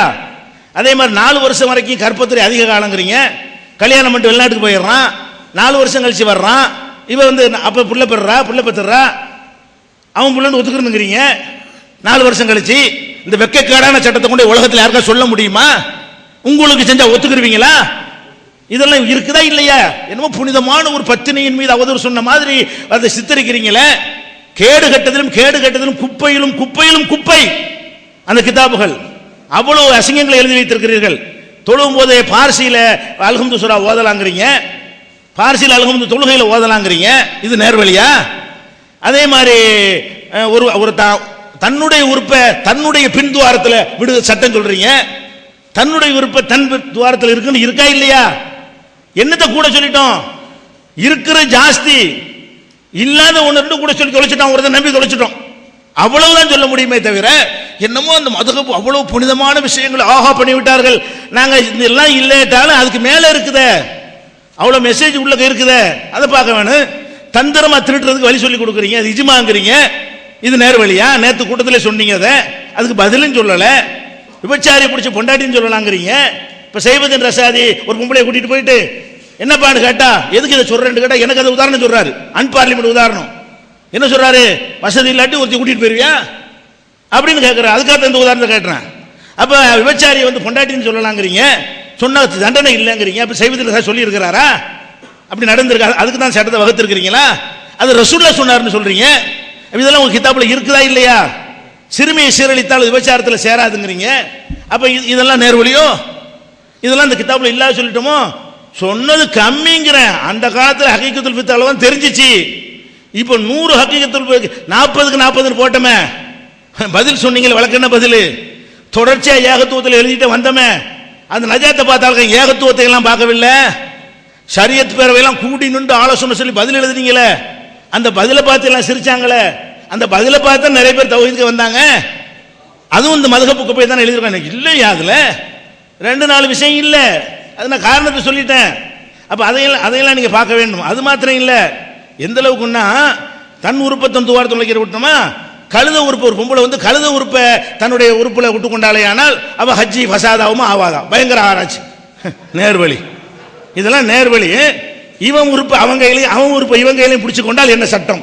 இதெல்லாம் நேர்வழி. நேர்வழி சொல்றது மிருகத்தை புணர்ந்தால் நோன்பு முடியாது அப்படிங்கிறது. இந்த மாதிரிலாம் இருக்கிறது. இதெல்லாம் நிறைய துபுர்ல பின்துவாரத்தில் வேலை செஞ்சால் ஹஜ் முடியாது. ஹஜ்ஜுக்கு போறவனுக்கெல்லாம் சட்டம் சொல்லி கொடுக்குறீங்க. இந்த மாதிரி அசிங்கங்கள் எல்லாம் இருக்கிற வச்சு சொன்னா வழி கொடுத்துட்டோமா? என்ன வழி கொடுத்துட்டோம்? இந்த வழிகேட்டை சொல்லி திருத்துறோம். இந்த குப்பை குர்ஆன்ல இல்ல, இந்த குப்பை ஹதீஸ்ல இல்லைன்னு சொல்றோம். அப்ப இவ்வளவு கோவம் வருது உங்களுக்கு. ஃபிக்ஹ்ல 4 விஷயத்தை சொன்னதுக்காக வேண்டி கோவம் வருது. அல்லாஹ்வுடைய ரசூல் மீது இட்டு கட்டிருக்கீங்க, அது கோவம் வர மாட்டேங்குது. அப்ப ரசூல் ஸல்லல்லாஹு அலைஹி வஸல்லம் என்ன சொன்னாலும் கொஞ்சம் கூட உறுத்தாதா? கொஞ்சம் கூட ஒரு பயம் வராதா? அதுக்கு நடுக்கம் வராதா? அப்ப நீங்க என்ன நிலையில் இருக்கிறீர்கள் என்று நான் பதிவு அது மட்டும் இல்ல, எந்த அளவுக்குன்னா சொல்றாங்க, கது ஜஅலல்லாஹுல் ஹுக்ம லி அஸ்ஹாபிஹி வ அத்பாயிஹி மின் ஸமனிஹி இலா ஹாதிஹில் அய்யாம் இலா யஹ்கும பிமத்ஹபி ஈஸா அலைஹிஸ்ஸலாம். இந்த அபூ ஹனீஃபா எப்படிப்பட்டவர் தெரியுமா? துருல் முக்தார்ல எப்படிப்பட்டவர் தெரியுமா? அவருக்கும் அவருடைய சகாக்களுக்கும் தோழர்களுக்கும் பின்பற்றியவர்களுக்கும் அல்லாஹ் ஒரு பவரை அதிகாரத்தை கொடுத்து விட்டான். அவங்க காலத்தில் இன்ன காலம் வரைக்கும் எது வரைக்கும் தெரியுமா? ஈசா அலைஹிஸ்ஸலாம் இறங்கி ஹனஃபி மதுஹபை தான் ஃபாலோ பண்ணுவார்கள். சுப்ஹானல்லாஹ். இது நேர்வழி. இது நேர்வழி. ஈசா அலைஹிஸ்ஸலாம் வந்து உங்க ஹனஃபி மதுஹபை இலா யஹ்குமு மதுஹபி ஈசா அலைஹிஸ்ஸலாம். ஈசா அலைஹிஸ்ஸலாம் ஹனஃபி மதுஹப்ல ஹுக்கும் செய்வாங்கன்னு எழுதி வச்சுக்கிறீங்களே, இதெல்லாம் அலி ரலியல்லாஹு கூட்டிட்டு போன சொல்றதை விட பெரிய டேஞ்சரான பொய் இல்லையா? ஈசா நபி இந்த மதுஹபை பின்பற்றுவான்னு எந்த வகையில கண்டுபிடிச்சீங்க? ஈசா நபி வந்து சொன்னாரா? அல்லாஹ் குர்ஆன்ல சொன்னானா? ரசூலுல்லாஹ் சொன்னாங்களா? இதைத்தான குப்பையில ஓதி கொடுத்து மார்சால கொடுக்குறீங்களா இல்லையா? கம்மியா சொல்லிவிட்டாங்களா? ஹகீகத்துல் ஃபிக்ஹ்காரன் சொன்னதுல கொஞ்சம் முன்ன கூட சொல்லிட்டாலும் சொல்ல வேண்டிய விஷயம் வண்டி கணக்கில் இருக்குது. அவனை அதுக்கு தான் நான் திட்டுவேன். ஏன்டா இவ்வளவு இருக்கு, ஏன்டா விட்டுட்டீங்கன்னு கேட்கிறேன். அவ்வளவு சரக்கு வைத்துக் கொண்டு இது பெரிய வாதம் வைத்துக் கொண்டிருக்கிறீர்கள். அதனால இதை அம்பலப்படுத்த வேண்டியது வந்து தீயிட்டு கொளுத்துவீங்களா இல்லையாப்ப? பொய் இருக்குங்கிறோம், ஃப்ராடு இருக்குங்கிறோம், இது பொய்ங்கிறேன். இப்ப ஈசா நபி விஷயமா சொன்னது பொய். இதுக்கு கொளுத்தி பத்திய இப்ப துருல் முக்தார் கொளுத்துவேன், தலப்பா கட்டி வச்சுக்கிறேன், கழட்டி வச்சுன்னு சொல்லு வைப்போம். சொல்லணுமா இல்லையா? அது ஒண்ணு வந்து தவறுதலா சொன்ன கரெக்டா தெரிஞ்சுக்கிட்டு இது நிரூபிச்சால் கொளுத்துவாங்க. நிரூபிச்சது கொளுத்துனீங்களா? நிரூபிச்சு காட்டினது கொளுத்த காணாம இந்த காட்டுன ஈசா மேல போய் சொல்லிட்டாங்கடே. அதே மாதிரி என்னுடைய உம்மத்திலே மூசா ஈசாவுடைய உம்மத்திலே வந்து அபூ ஹனீஃபா மாதிரி ஒரு ஆள் இல்லாம போயிட்டாங்க. அதனால யஹூதி நசாரா ஆயிட்டாங்க. இந்த மாதிரி ஒரு ஆள் அங்க இருந்திருந்தா யஹூதி நசாரா ஆகிருக்க மாட்டாங்களாம். அபூ ஹனீஃபா இங்க வந்துதான் நம்மளை எல்லாம் யஹூதி நசாரா இல்லாம காப்பாத்தி விட்டாராம். மூசா நபி ஈசா நபி உம்மத்துக்கு என்ன இல்ல, எப்படி மூக்குல செய்தா செய்ய சொல்றாரு, அது மூக்குல செய்தா செய்ய சொல்லி நம்மளை யஹூதி நசாராவை ஹதீஸ மீறி இஜ்மா மீறி குர்ஆனுக்கு மீறி எல்லாம் செஞ்சாரு. அவர் தான் நம்மளை யஹூதி நசாராவாக்காம காப்பாத்தி விட்டாராம். அவர் மட்டும் வரலன்னு வைங்க நம்மளாம் யஹூதி நசாராமா என்று ரசூலுல்லாஹ் சொன்னாங்க. எழுதி வச்சுக்கிறீங்களே, நீங்க ஏன் பொய் சொல்றீங்க? அது பாடத்தில் உங்களுக்கு இருக்குது. பொய் சொல்றது சிலபஸ் உங்களுக்கு. ரசூலுல்லாஹ் மேல பொய் சொல்வது சிலபஸ்ல இருக்குது. அதே மாதிரி இன்ன ஆதமை இஃப்தகரபி, ஆதம் என்னை ரசூலுல்லாஹ் சொன்னாங்களாம். ஆதம் அலைஹிஸ்ஸலாம் என்ன வச்சு பெருமை அடைந்தார். ஆனா அப்தகிரு பி ரஜுலின் மின் உம்மத்தி இஸ்முஹு நோமான் வ குன்யத்துஹு அபூ ஹனீஃபா. அபூ ஹனீஃபான்னு ஒரு ஆள் வரப்போறாரு, அவரை வச்சு தான் எனக்கே பெருமை. ரசூலுல்லாஹ் சொன்னாங்களாம். என்ன வச்சு ஆதமுக்கு பெருமை, எனக்கு பெருமை இல்லை, என்னை விட அபூ ஹனீஃபா பெரிய ஆள். இப்படி ஒரு ஆளுக்கு அந்த என் உம்மத்தில் வந்துட்டாரே, அவரை சொல்லி தான் என்னை அறிமுகப்படுத்திக்கணும். அப்படியான ஒரு ஆள் அபூ ஹனீஃபான்னு ரசூலுல்லாஹ் சொன்னாங்க. பாவிகள் எழுதி வச்சிருக்கிறீங்களே, இதுக்கு வர காணாம கோவம். இது ரசூலுல்லாஹ் மேல இட்டுக்கட்டி சொல்றீங்களா? ரசூல் மேல ஈசா நபி மேல இப்ப என்ன வாதம் வைத்துக் கொண்டிருக்கிறீர்கள்? அப்ப ஹதீஸ் ரசூலுல்லாஹ் மேல இட்டுக்கண்ண திட்டமிட்டு இது திட்டமிட்டு கட்டு புக்குல இருக்கிறது. நீங்களும் திட்டமிட்டு இட்டுக்கட்டுகள் நாங்கள் குற்றம் சாட்டுகிறோம். இதை நான் பதிவு செய்து கொள்கிறேன். நீ மறுபடி வைங்க, என்னென்னலாம் சொல்லணும் சொல்றேன். வாங்க, அடுத்தது என்னன்னு கேட்டா சில விஷயங்கள் வேற விஷயங்கள் சொல்லி இருக்கிறார். 35 வயசுல அப்ப வந்து அவர் இருந்தாரு. அப்ப அவர் என்ன வசதியில் இருந்தார் என்று எனக்கு தெரியும். எப்படி தெரியும் சொல்லு பாப்போம். என்ன வசதியில் நான் இருந்தேன்? இவர் சொல்ற அந்த 35 வயசுல 1.5 சென்ட் எங்க அப்பம்பாட்டனுடைய ஓட்டு வீடு, அதை தவிர எனக்கு எதுவுமே இல்லை. மாசத்துக்கு 1000 ரூபாய் சம்பளம், அதை தவிர ஒண்ணுமே இல்லை. ஒரு ஓலை குடிசையில் எங்க வாப்பா பெட்டி கடை வச்சிருந்தாரு. ஓலை குடிசை, பெட்டி கடைன்னா என்ன? வாழைப்பழம், கடல மிட்டாய், இது கோடி ரூபாயில. எனக்கு என்ன தெரியும்னு சொல்லி அநியாயமா புழுகுறிய. நீ என்னை பார்த்ததும் இல்லை, என்னோட பழகினதும் இல்லை. என் ஊர்க்காரெல்லாம் இதை பார்க்கத்தான் செய்வான். நான் சொல்றது ஊருள்ள 50 பேருக்கும் தெரியும். கண்ணை மூடிட்டு இருக்கிறவனுக்கு வேணா தெரியாமல் இருக்கும். அப்ப நான் வந்து இன்னைக்கு என்னை பத்தி சொல்ல, அது வர்றேன், பின்னாடி வர்றேன். கோடி கோடியா சுருட்டிட்டேன்லாம் வருது, அதெல்லாம் போட்டிருக்கீங்க, வரப்போகுது. அதெல்லாம் இன்னைக்கு வரைக்கும் சொத்து கணக்கை வெளியிடுவேன், எனக்கு முடியும். அதை எடுத்துக்கிட்டு உன் சொத்து தெரியாமலாம் கேட்க இருக்கிறேன். அதனால வந்து அன்னைக்கு வசதி இல்லை, புகாரி வாங்க வசதி இல்லைன்னு ஒரு தகவலுக்கு சொன்னா பெரிய அன்னைக்கு வசதி புகாரில் பெரிய மேட்டர் இல்லை, எவ்வளோ வாங்கலாம், அவருக்கு எத்தனை ரூபா வரப்போகுது. அட டீ குடிக்கிறதுக்கு யோசிக்கிற அளவுல நாங்கள் இருந்தோம். உண்மை, இதை வெக்கம்லாம் பட மாட்டேன். உள்ளதை சொல்ல நான் வெக்கப்படவே மாட்டேன். கஞ்சிக்கு லாட்டரி அடிச்சா கஞ்சிக்கு லாட்டரி அடிச்சுன்னு சொல்லுவேன். அதில் என்ன வெக்கம் இருக்கு? உள்ளதானே சொல்றேன். இதில் கேவலமா? இது நான் தப்பா விபச்சாரத்தை சொல்லி காட்டுறேன், திருட்டையை சொல்லி காட்டுறேன், என்னுடைய நிலைமையை சொல்லி காட்டுறேன். மதர்சாவில் திருச்சி மதர்சா போய் பார்க்க வேண்டியான, அதான் 10 ரூபா கொடுத்துக்கிட்டீங்களப்பா, நீக்கி புட்டிங்க, அடிச்சிட்டீங்க, என்னை திருத்தமதில் கூப்பிட்டு மதுகப்பில் அசிங்கம் இருக்குன்னு கேள்வி கேட்டக்கானே அடிச்சு விரட்டி விட்டு நான் திருச்சிக்கு போனால் விடுவாங்களா? என்னைய மார்சாவில் போய் துருள் முத்தார் பார்க்க சொல்றாரு, என்னை உலமா சபையில் நீக்கிட்டு 10 ரூபா கொடுத்தீங்க, உயிரோட திரும்பி வர முடியாது திருப்பந்தம் கொடுத்து அடிச்சிங்க, எனக்கு எதிராக தலப்பா கட்டிட்டு வந்து மதரசாவில் நீக்க சொல்லி சங்கரமந்தல் வந்து புகார் கொடுத்தீங்க, என்னை வந்து விடுவீங்களா மதரசாவுக்குள்ள? துருல் முக்தார மதரசாவில் போய் பக்கத்துலான இருக்கு பெறட்டுங்கிறிய, நான் வர முடியுமா அன்னைக்கு இருந்த நிலையில்? அப்ப எல்லாம் சும்மா கற்பனை பண்றாரு. அப்படி நிலைமை இருக்கலங்க. கித்தாபு இல்லை, இதான் காரணம். அதுக்கப்புறம் கித்தாபு பேரை தப்பு தப்பா எழுதிட்டாங்க. ஏங்க நம்ம குரான் ஆதாரம்னு காட்டுறோம். குரானுடைய மொழிபெயர்ப்பு பார்த்தா குரான் ஆதாரத்தை நிறைய பேர் காட்டுறாங்க. குரான் மொழிபெயர்ப்பு ஆதாரம்டா காட்டுவான், குரான் ஆதாரம் காட்டுவான். ஹதீஸுடைய மொழிபெயர்ப்பு பார்த்து ஆதாரம் காட்டினா புகாரின்னு காட்டுவான், புகாரி தமிழாக்கம்னு காட்ட மாட்டான். உருதுல உள்ளவன் அந்த நூறுல் இல்லாஹுக்கு தன்வீர்னு பேரை வச்சு மொழிபெயர்க்கிறான். மொழிபெயர்த்தான் நூறுல் இல்லாஹ் தானே அது. உருதுல சொன்னது நூலா தானப்பா, அதே சொல்லுவாங்க. நான் புகாரி தமிழாக்க நான் போடல, புகாரி நான் போட்டேன் நான் கேட்கறது. ஒரு நூலுடைய மொழியாக்கம் அந்த நூல் தானே. இது பயங்கரமா பட்டியல் போட்டு காட்டுற அளவுக்கு வாதங்கள் ஒண்ணுமே உருப்படி இல்லை, ஒண்ணுமே சரக்கு இல்லாத வகையில் நீங்க என்ன செய்யறீங்க சொல்றீங்க. அதை நான் என்ன செய்யறேன், பதிவு செய்யறேன். திருமதியை மொழிபெயர்த்து வித்தாரு. ஆமா, இப்போ முஸ்லீம் மொழிபெயர்க்கணும் இருக்கிறதான மொழிபெயர்க்க முடியும். அதில் தவறான ஹதீஸ் இருந்தாலும் அந்த நூலை மொழிபெயர்க்கிறது என்ன செய்யணும், அதைத்தானே செய்யணும். கல்ச்சரை மொழிபெயர்க்க முடியும். ஒரு நூலின் மொழியாக்கம் என்று சொன்னால் அதைத்தான் மொழிபெயர்க்கணும். அப்போ திருமதியை மொழிபெயர்த்தால் அதில் உள்ள ஹதீஸ்கள் எல்லாம் தவறு. திருமதி இமாம் நூலை எழுதினாரு, அதில் சரி தவறுன்னு சொல்லிக்கிட்டு எழுதி வச்சார். அவர் என்ன திருமதி நூலை எழுதுறாரு, இது பொய்ன்னு சில ஹதீஸை பதிவு பண்றாரு. அப்ப தகவல் இருக்கிறது அப்படி எடுத்து சொல்வது பெரிய சம்பாதிக்கிறதுக்கு மட்டும் ஹதீஸ் இனிக்குதா? மொழிபெயர்ப்பு நூலை மொழிபெயர்க்கிறதுல கூட செஞ்சுட்டேன்னு சொல்லுங்க, குறைய செஞ்சுட்டேன்னு சொல்லுங்க, திருமொழி அதை சொல்லுங்க, ஏற்றுக்கிறோம். இருக்கிறது அப்படி மொழிபெயர்த்தோம்னு சொன்னா மொழிபெயர்த்து விட்டு அந்த ஹதீஸை இல்லை என்கிறார்கள். ஒருத்தன் ஹதீஸை மொழிபெயர்த்தா ஏற்றுக்கிட்டு ஆகணும்னு அர்த்தமா? அது சரியா லைஃபான கூட மொழிபெயர்த்தா செய்ய வேண்டியிருக்குது. அஸ்ஸலாமு அலைக்கும் வரஹ்மத்துல்லாஹி வபரகாத்து. அருமை சகோதரர்களே, சூடு பறக்குது. எனக்கு சந்தோஷம் மிளறுது. தலைப்பு என்ன எனக்கு தெரியும், அண்ணன் ஆபாசத்தில் நுழைவாருன்ட்டு. தயவு செய்து சிரிக்காதீங்க, நாங்கள் பேசிக்கிறோம், எங்களுக்கு உரிமை இருக்குது. அவர் என்னை பேசுவார், நான் அவரை பேசுவேன். நாங்கள் எங்களுக்கு இது தீனுடைய சம்பவத்தில் நடக்கக்கூடிய ஒரு விவாதம் தான்.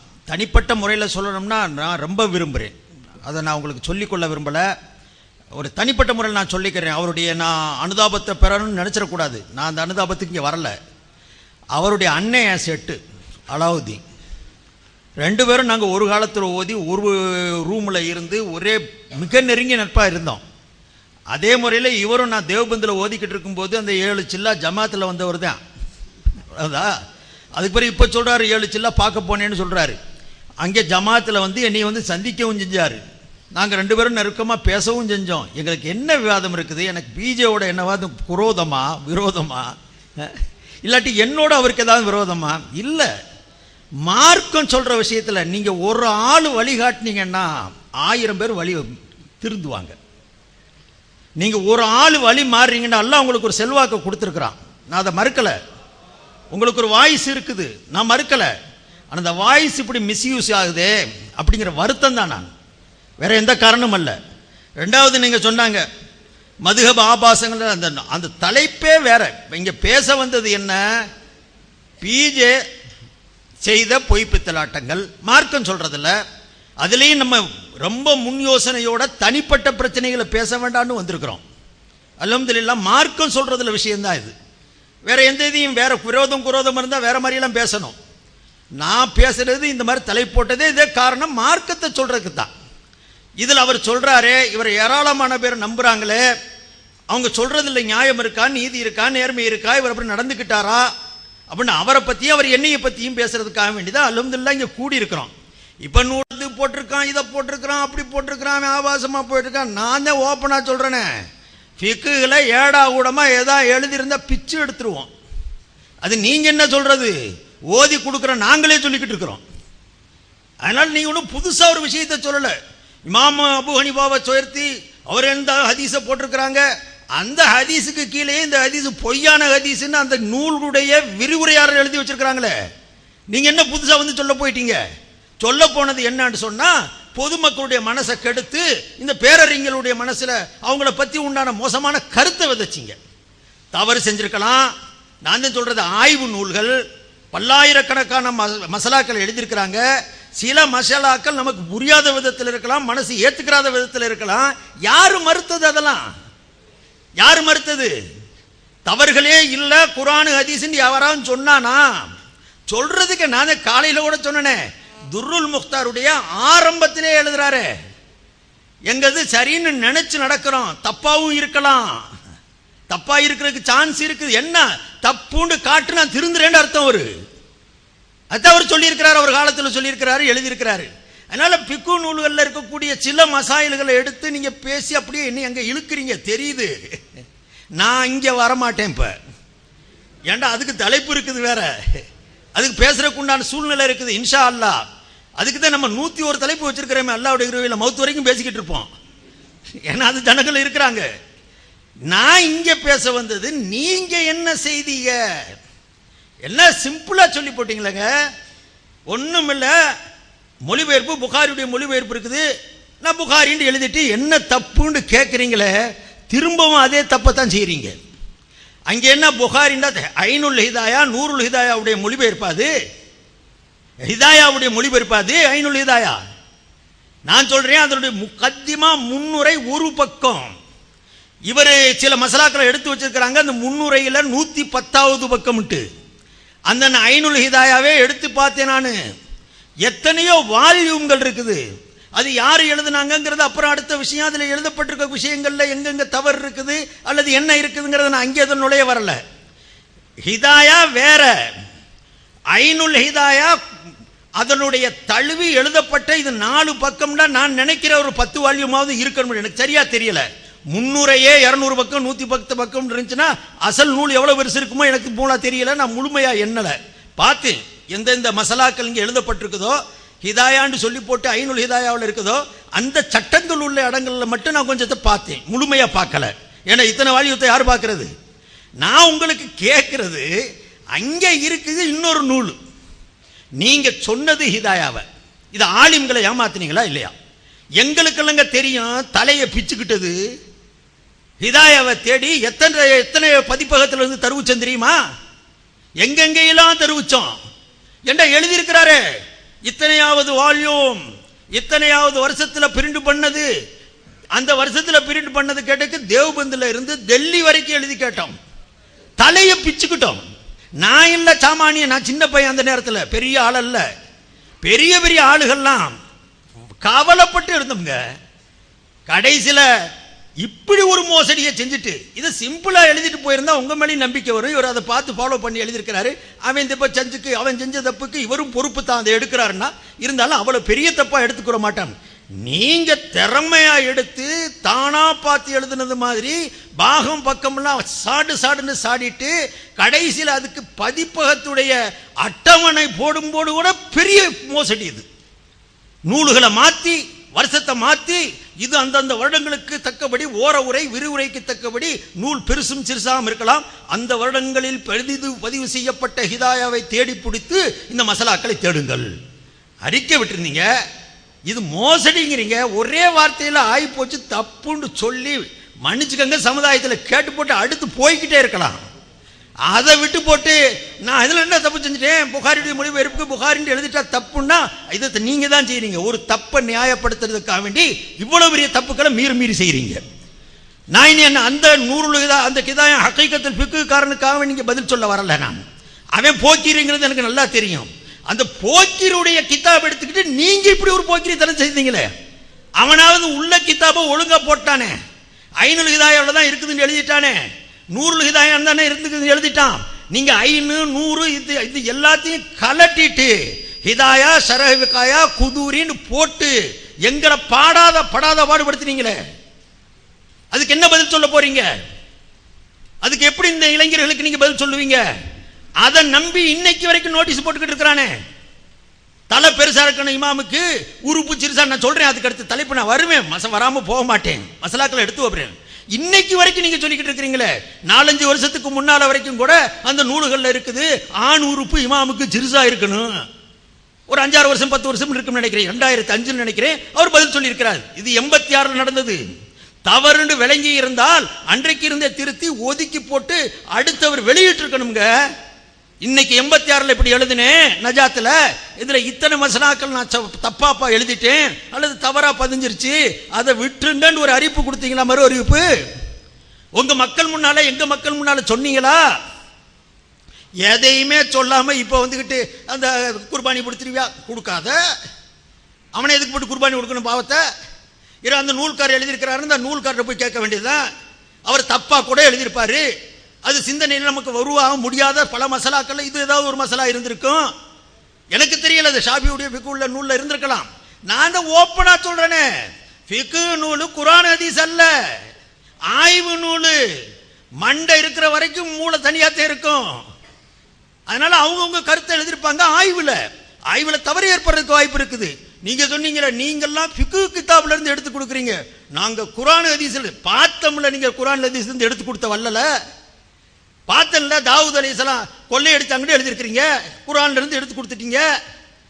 அடுத்தவங்களுடைய இடத்த அபகரிச்சாங்கன்ட்டு அதுவும் குர்ஆன்ல. நேற்று கூட சொன்னேனே, ஈசா அலைஹிஸ்ஸலாத்தை இறக்குற போது அம்மாவையும் கூப்பிட்டுக்கிட்டு தான் இறக்குனாத்தே ஜக்காத்து கொடுக்க முடியுங்கிற கருத்தை தெரிவிச்சிருக்கிறீங்க. ஏடா கூடமான நான் பார்த்து எத்தனையோ மொழிபெயர்ப்பு, அது மொழிபெயர்ப்பே இல்லை. பிஜே குர்ஆன், அது ஒரு தனி குர்ஆன். தழுவுவதற்குண்டான தகுதி இல்லை. நான் அது சப்ஜெக்ட் வேற. நான் சொல்ல வர்றது குர்ஆன் ஹதீஸ் எடுத்து கொடுக்குறோம். எத்தனை ஹதீஸ் எப்படி எடுத்து கொடுத்துட்டீங்க? என்ன மாதிரி எடுத்து கொடுத்துக்கிட்டு இருக்கிறீங்க? ஒருத்தன்ட்ட போய் மாட்டிக்கிட்ட உடனே ஏராளமான ஹதீஸை மறுக்க வச்சு போட்டீங்களே. புகாரி முஸ்லிம் இதுவரைக்கும் தலையில தூக்கி வச்சுக்கிட்டு இருந்த, இஜ்மாவான முறையில் ஏற்றுக்கொள்ளப்பட்டிருந்த அசஹல் குத்துபி பாத கிதாபில்லாண்டு போற்றி புகழப்பட்ட ஹதீஸ்ல இருந்து 50 நீங்க, இப்ப 80 நீங்க, அப்புறம் 100, இப்ப எத்தனைன்னு தெரியல. இனி போக போக என்ன ஆகும்னு தெரியல. அருமை சகோதரர்களே, பேச வந்தது நீங்க செஞ்ச தப்பு, நான் செஞ்ச தப்பு. மார்க்கம் சொல்வதற்குள்ள தகுதி உங்களுக்கு இருக்குதா, எனக்கு இருக்குதா?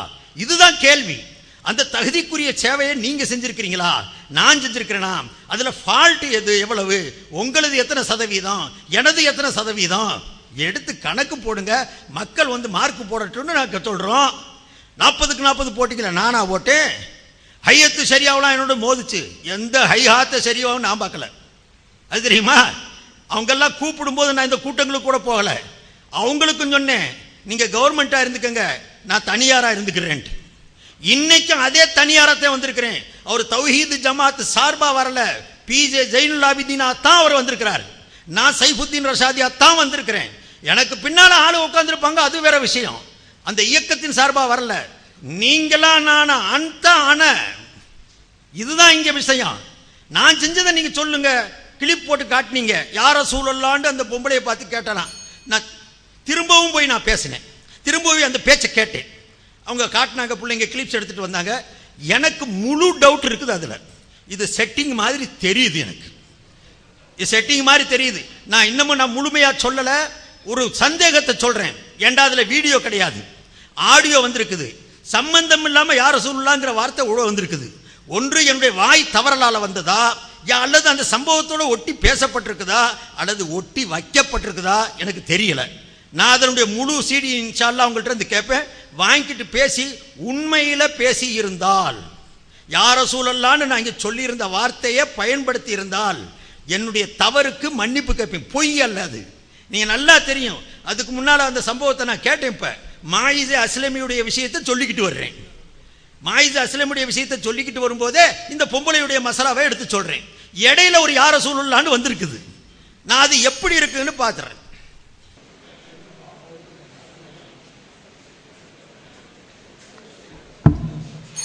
அஸ்ஸலாமு அலைக்கும் வரஹ்மத்துல்லாஹி வபரகாத்துஹு.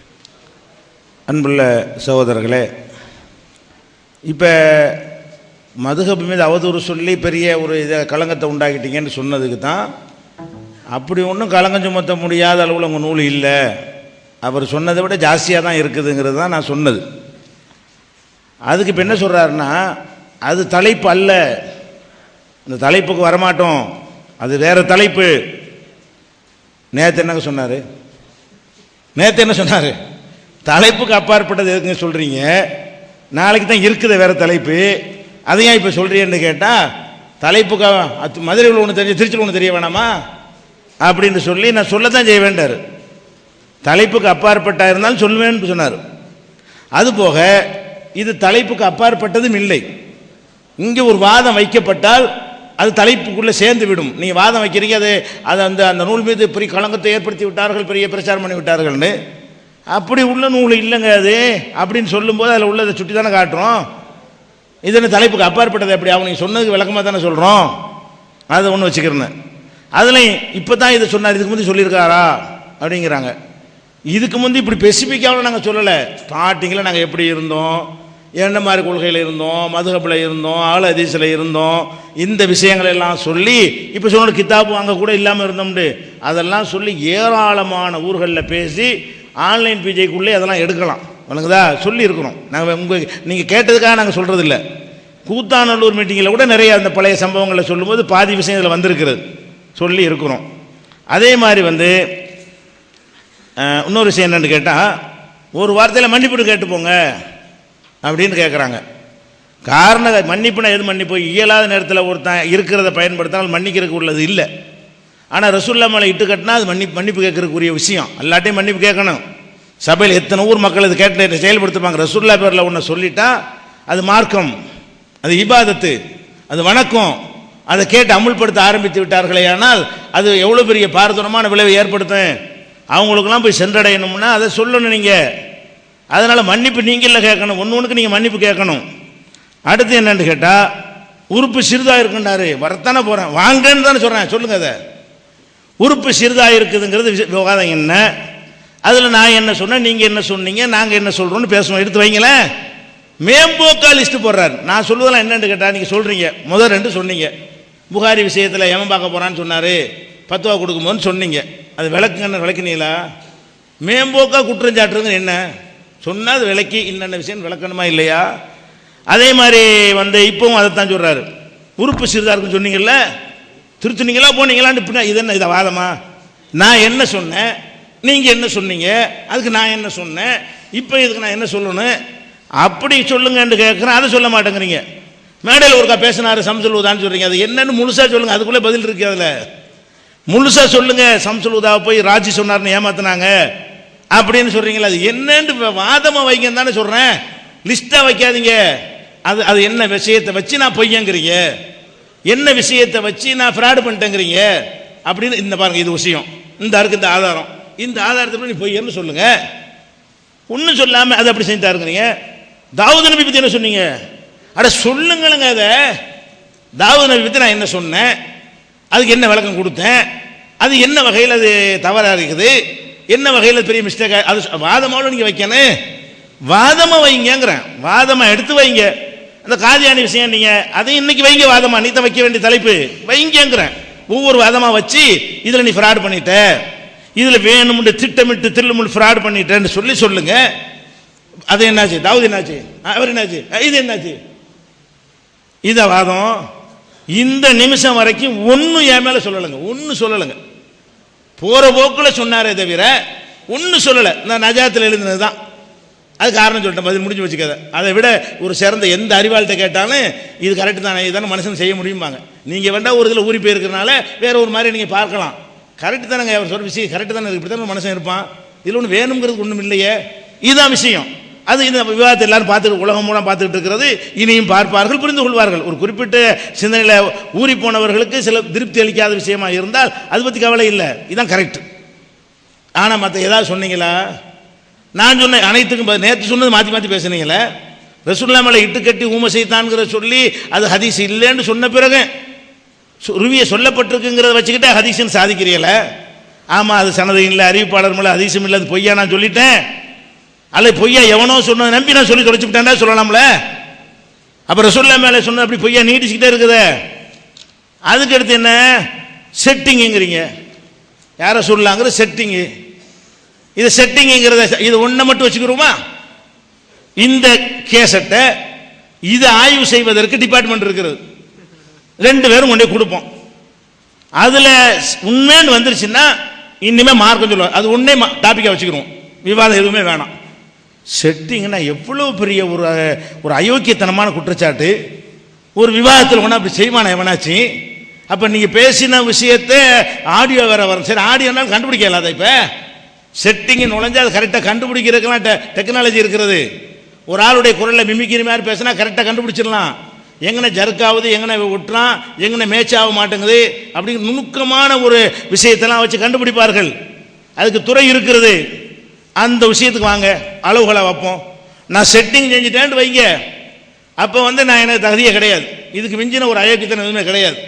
அதனால நான் மார்க்கம் சொல்ற தகுதியில் நானும் ஒத்துக்கிட்டு அல்ஹம்துலில்லாஹ் ரிப்போர்ட் வாங்கிட்டு போயிடுவோம். அப்போ நீங்கள் செட்டிங்னு அவதூறு சொன்னீங்கன்னா அதோட முடிச்சுக்கிறோமா? இதே அளவுகளை வச்சுக்கிறோமா? அதை சொல்லுங்க. செட்டிங்லாம் கிடையாது, உள்ள அவர் பேசுனது தான். நாங்கள் இவர் செட்டிங் பண்ணுற அளவுக்கு என்னங்க இவர் தேவை எங்களுக்கு? இது யாருங்க இதை போய் இப்படி செட்டிங் பண்ணால் எத்தனை இது மாதிரி லட்சம் பண்ணலாமே? ஒரு பொம்பளைட்டில் இது பண்ண மாதிரி பேசக்கூட செட்டிங் எடுக்கலாமே? இதை குர்ஆன் ஹதீஸ் விஷயத்தில் அந்த கான்செப்ட் மொத்தத்தில் வரும்போதே உங்களுக்கு தெரியும். அது சீடி கேட்குறீங்க, சீடி கேளுங்க தர்றோம், நீங்களே போட்டு பார்த்துக்கிற வேண்டியதான். அதனால் ஒரு செட்டிங் கிடையாது. அந்த உங்கள் சீடிகளை விற்கக்கூடிய இடத்துல போய் நாங்கள் வாங்குகிறோம். வாங்குறத எடுத்து என்ன செய்கிறோம்? அதுலேருந்து வெட்டி எடுக்கிறோம், அவ்வளோதானே தவிர எந்த ஒரு சேர்த்தல் நீக்குது அதெல்லாம் செய்ய மாட்டோம். வெட்டுவோம், எது தேவையாக தானே வெட்டுவோம். 1 மணி நேரத்துக்கு நான் போட முடியும், தேவையான பாயிண்ட்களை வெட்டுவோமே தவிர நடுவில் நுழைக்கிற விஷயம் ஒன்றுமே கிடையாது. நல்லா விளங்கிக்கிறங்க. அடுத்து என்ன? இப்போ ஹதீஸ் எல்லாம் மறுக்க வச்சுட்டாங்க. இதை திருப்பி 3 நாளாக சொல்கிறேன். நேற்று 3 தடவை சொல்லிட்டார். அதாவது கிறிஸ்தவரோட வாதம் பண்ண போனோமா, அவங்கள திருப்திப்படுத்துறதுக்காக வேண்டி சில ஹதீஸ் இல்லைன்னு சொல்லிட்டோமா, இவனோட விவாதம் பண்ண போனோமா, அவனுக்கு அதை விட்டுவிட்டோமா, விவாதத்தில் ஜெயிக்கிறதுக்காக வேண்டி ஹதீஸெல்லாம் இல்லைன்னு சொல்லிட்டாங்க அப்படின்ட்டு ஒரு பில்டப்பை கொடுக்குறாரு. அது என்ன ஹதீஸு? அது என்ன? அது சரிதானா? நாங்கள் மறுத்தது சரியா, மறுக்காமல் இருந்தது சரியா? அதை வாதமாக வைங்க. கிறிஸ்துவ விவாதத்தில் ஒரு விஷயம் வந்தது, நாங்கள் அது ஹதீஸ் இல்லைன்னு சொன்னோம், வாஸ்தவம் தான். அதில் என்ன வாதம் நீங்கள் வைக்கிறீங்க? அதுலேருந்து சரின்னு வச்சா சரின்னு வாதிடுங்க. அந்த ஹதீஸ் சரிதான் என்று வாதிடுங்க. சரி இல்லைன்னா சரி இல்லைன்னு நான் வாதிடுறேன். அப்போ போகிற போக்கில் ஏன் சொல்கிறீங்க? எதுவுமே போகிற போக்கெல்லாம் சொல்கிறாரு. ஒரு குற்றச்சாட்டுன்னு சொன்னால் அதை வச்சு அதை நிறுவி இந்த வாசகத்தை அவர்கள் கேட்டார்கள், இந்த வாசகத்தை நீங்கள் சொன்னீர்கள், இப்படி அதை மறுத்தீர்கள், ஆனால் இதை மறுத்திருக்க கூடாது, அப்படித்தான் வாதம் பண்ணணும்.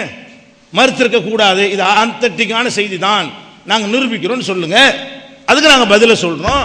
அப்போ ஏற்றுக்கிறதா நிரூபிக்கிறதாங்கிற விஷயம் சபைக்கு முன்னாடி நினைஞ்சிறேன் விளங்கி போயிடுறேன். இன்னும் எத்தனையோ மறுப்பார்களோ தெரியவில்லை, தெரியாது, அல்லாஹ்வுக்கு தான் தெரியும். எப்படி தெரியும்? இன்னும் எத்தனை மாறுவார்களோ தெரியாது, மாறலாம். இப்போ இருக்கிறத விட சிறந்த ஒன்று கிடைத்தால் மாறுவோம்.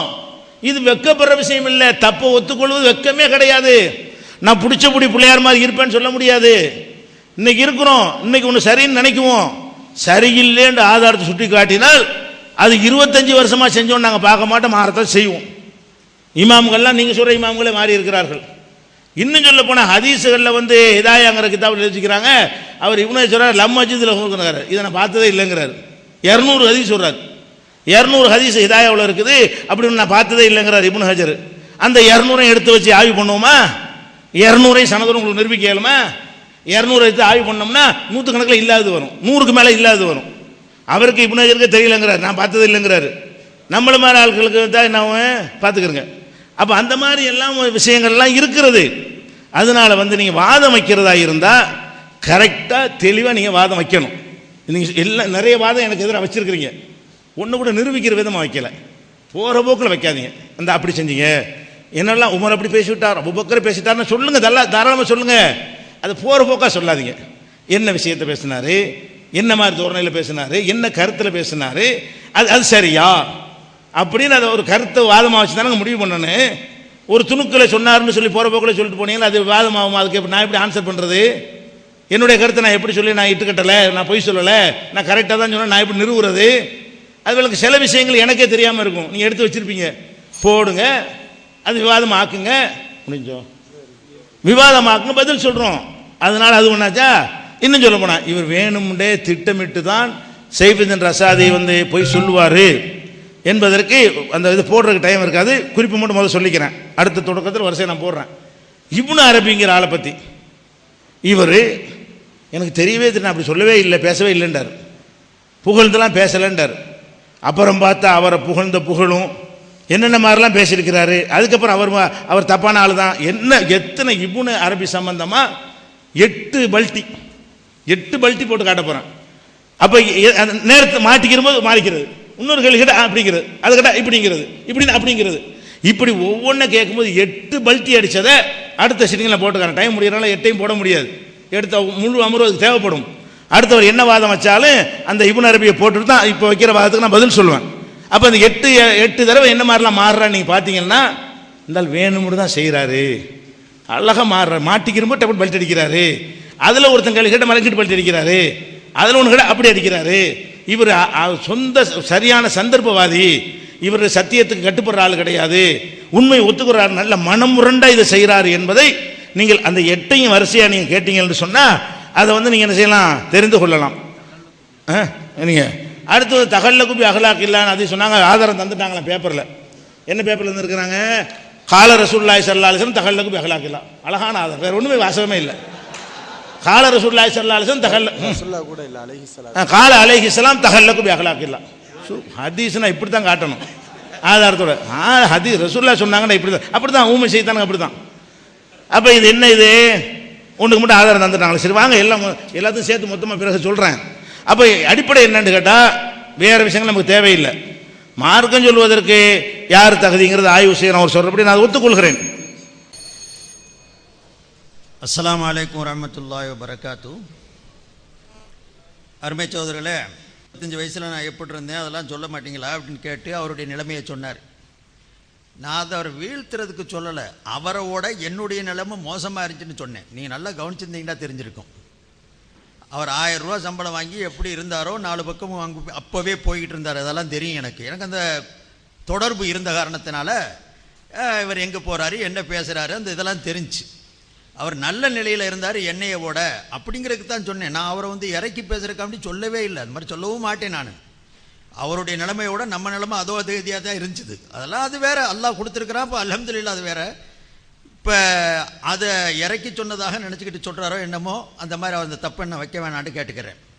நான் சொல்ல வந்தது, அந்த வயசில் நம்ம என்னதான் வசதி குறைவாக இருந்தாலும் இந்த கித்தாபு வாங்கிறதுக்கு வசதி இல்லாமல் போயிருச்சுன்னு இருக்காது. வாங்கியிருப்போம். கித்தாபே வாங்க முடியலைன்னு வைங்க, லைப்ரரி இருந்துச்சு, குத்துப்கானா இருந்துச்சு. நீங்கள் கிட்டத்தட்ட 35 வயசு ஆகும்போது 18 வயசில் ஆலிமான இருக்கு, அதுக்கு பிறகு ஒரு 15 வயசுமா முதர்ரிசாவே இருந்தீங்க. அந்த மதரசாவில் லைப்ரரி இல்லாமல் இருந்திருக்குமா? இதெல்லாம் துர்ருல் முக்தார்லாம் சாதாரண கித்தாபு. இன்னைக்கு இல்லை, 100 வருஷமாவா 50 70 100 வருஷமாக இருக்கிற கித்தாபு. அநேகமாக 100 வருஷம் இருக்கணும். எல்லா இடங்கள்லையும் இருக்குது. அதே மாதிரி மற்ற கித்தாபுகளும் அப்படித்தான், அது குதூரியும் அப்படித்தான், எல்லா இடத்துலையும் கிடைக்குது. நான் ஒரு சமயம் இதை பார்த்தே எழுதணுண்டாலும் ஒருத்தர் மேலே குற்றச்சாட்டு வைக்கிறதுக்கு முன்னால் அதை வெரிஃபை பண்ண வேணாமா? பிஜேயை பற்றி ஒருத்தர் எழுதுறாருன்னு வைங்க, விமர்சனம் தப்பா, நான் அவரை பற்றி இப்படி பேசியிருப்பாருன்னு நான் விசாரிக்க வேணாமா? இவரை பற்றி 4 பக்கம் பார்த்துட்டு அவரை புக்கில் எழுதியிருக்கிறாரான்னு பார்த்த பிறகு தான் நான் குறை சொல்லணும். அதுக்கு முன்னால் எடுத்த உடனே குறை சொல்கிறதுங்கிறது பெரிய பாரதூரமான காரியம். இப்போ அவர் சொன்னாங்க ஹதீஸ் கால ரசூலுல்லான்னு சொல்லிட்டாங்க, ஹதீஸ் ஆயிருமான்னு கேட்குறாரு. நான் சொல்ல அது ஹதீஸ் இல்லைன்னு ஆயிருமான்னு கேட்குறேன். சனது இல்லை, நான் சொன்னது பொய்யா சொல்லலை. கிதாபுகளில் வந்திருக்கு, பயானில் சொல்லும் பொழுது சொல்கிறோம், கிதாபுகளில் இந்த மாதிரி ஹதீஸ் இருக்குது, அல் லுபாபுங்கிற கிதாபுகளில் இருக்குது. அது அதனுடைய இந்த அவங்களுக்கு காப்பியோட கொடுத்துருக்குறாங்க. இருக்கிறத சொன்னேன், நான் இல்லாமல் கட்டி சொல்லலைங்கன்னு. ஷைத்தானு நஹ்ரஸும் அதுதான், இருக்கிறத சொன்னேன், அதில் சனதுன்னு இல்லை. பார்த்த அளவுக்கு இது வரைக்கும் பார்த்த வரைக்கும் இல்லை. அந்த சனது இல்லைன்னு சொன்னால் அது ஹதீஸா இருக்கிறதுக்கு வாய்ப்பு இருக்குது, ஹதீஸா இல்லாமல் இருக்கிறதுக்கு வாய்ப்பு இருக்குது, ரெண்டும் இருக்குது. சனது நல்லா பலமாக இருந்துச்சுன்னா எடுத்துருப்போம், இல்லைன்னா அதுக்கு சந்தேகத்துக்கு இடமா போகுது. அதனால் இல்லாத விஷயத்தை நான் சொல்ல வரல, இருக்கிறதத்தான் நான் சொல்லிக்கிட்டு இருந்தேன். அதே மாதிரி மதரசாவிலேருந்து என்னை நீக்கினாங்க, அது செஞ்சாங்க இது செஞ்சாங்க, அதுக்கு நான் என்ன செய்ய முடியும்? உங்களை நீக்கினாங்க வச்சாங்க விரட்டினாங்கன்னு சொன்னால் அதுக்கு இதுக்கு சம்பந்தமே இல்லையே. உங்களுடைய நிலைமைகள் அது என்ன இருந்திருக்குமோ ஏது இருந்திருக்குமோ அது அல்லாஹ்வுக்கு தான் தெரியும். அதே மாதிரி திருமதி மொழிபெயர்ப்பு நாங்கள் செய்யத்தான் செய்வோம்டார். நீங்கள் திருமதி இல்லை, எந்த மதிக்கு செஞ்சாலும் சரி மொழிபெயர்ப்பு செய்யறதுக்கு உங்களுக்கு உரிமை இருக்குது. நான் சொல்ல வந்தது, இன்னைக்கு அந்த ஹதீஸில் இருக்கக்கூடிய பல ஹதீஸுகளை பொய்யென்று சொல்லுகிற அளவுக்கு பேசுறீங்க எழுதுறீங்களே, அந்த ஹதீஸை மொழிபெயர்ப்பு செய்யும் பொழுது அந்த விஷயத்தில் உங்களுக்கு அந்த ஞானம் இருந்திருந்தா அங்கே கோடு பண்ணணுமா இல்லையா? மக்களுக்கு வழிகாட்டுறதுல காசு சம்பாதிக்கிறதுக்கு நம்ம மொழிபெயர்ப்பு செய்யலையே, அந்த இடத்துல கோடு பண்ணி காட்டி ஒரு பிராக்கெட் போட்டு இந்த ஹதீஸு பொய் அப்படின்னு சொல்லியிருந்தா விஷயம் வேற. இன்னைக்கு நீங்க கிறிஸ்தவன்ட்ட வாதிட்டு மாட்டிக்கிட்ட பிறகு சொன்னதுனால எங்களுக்கு சந்தேகம் வந்துருச்சு, வேற ஒன்றும் இல்லை. இந்த அஜ்வாவுடைய ஹதீஸை மறுத்து, அஜ்வா போன்றிருக்கக்கூடிய ஹப்பத்து சௌதா அல்லது கருஞ்சீரகத்துடைய ஹதீஸுகளை எல்லாம் மறுத்து இன்னைக்கு பேசி எழுதி வர்றீங்களே, இந்த பேச்ச ஆரம்பத்தில் இல்லையே. இது பூராமே புகாரில் இருக்கக்கூடிய பலமான சனதுகளோடு சேர்ந்த ஹதீஸ் ஆச்சே. இந்த ஹதீஸை வெளியில மறுத்தும் இதை போய் இதை நாங்க ஏத்துக்கிற மாட்டோம்னு சொன்னதுக்குண்டான அந்த பின்னணியை பார்க்கிறோம். சூழ்நிலை அவருக்கு என்ன வந்துச்சு? கிறிஸ்தவர்கிட்ட விவாதிக்கிறாருங்க. அவனுக்கு மோசமானவன் தெரியும், அவனுடைய தீன் எப்படி இருக்க முடியும் எல்லாத்துக்கும் தெரியும், அவனுடைய பைபிள் என்ன கதிங்கிறது எல்லாத்துக்கும் தெரியும். விவாதிக்க போறீங்க, அல்ஹம்துலில்லாஹ் ஒரு மாற்று மதத்தோட விவாதிக்கிறீங்க, சத்தியத்தை எடுத்து சொல்ல போறீங்க, சந்தோஷம். அவன்கிட்ட போய் ஒரு நாடகம் ஆடினீங்க, ஒரு டிராமா பண்ணீங்க. அவன் அதுக்கு மேல டிராமா பண்ணிட்டான். நடந்த விஷயம் அதுதான்.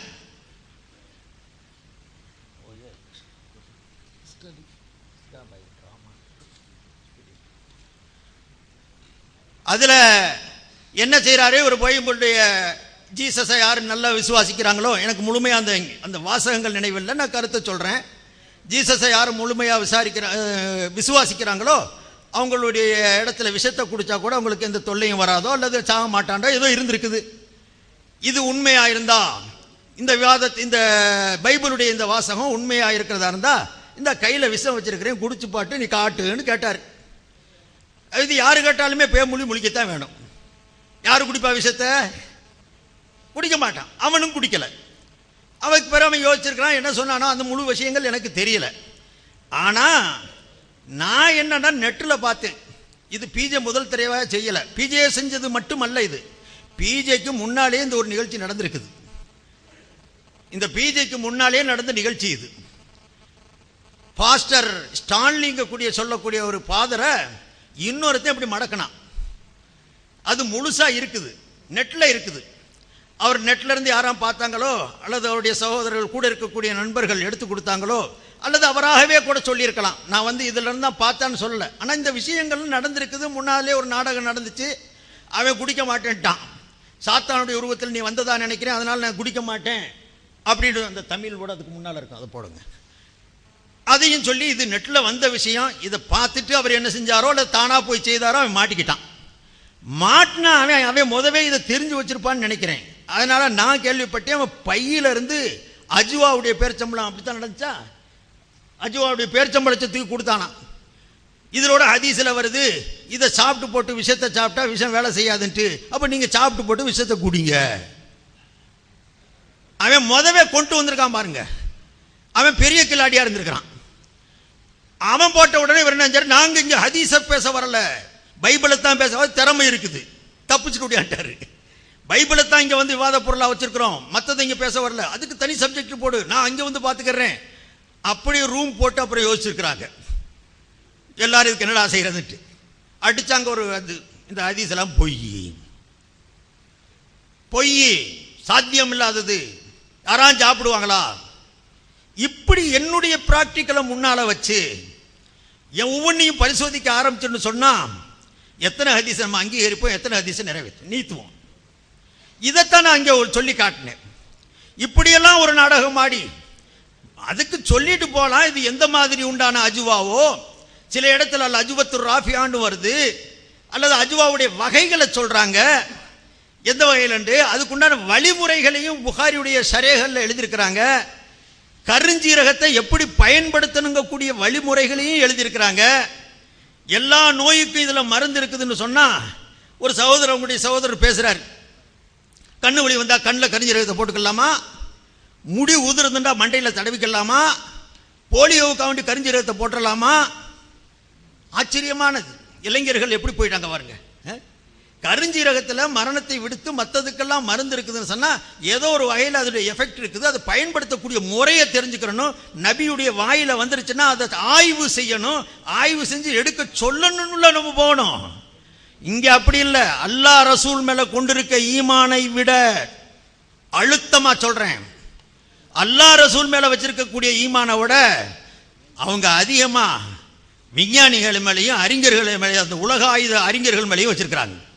பல விஷயத்தை நான் எடுத்து சொல்றேன். திரும்ப குர்ஆன்ல எப்படி இருக்குது, ஹதீஸ்ல எப்படி இருக்கு, இப்ப கண்டுபிடிச்சு போட்டான். பன்றியுடைய இதயம் மனுஷனுக்கு ஒத்து வருது. நான் அடுத்த சப்ஜெக்ட்ல இன்ஷா அல்லாஹ் அதை சொல்றேன், நேரம் வரும்போது பல விஷயங்கள் சொல்ல வேண்டி இருக்கிறதுனால.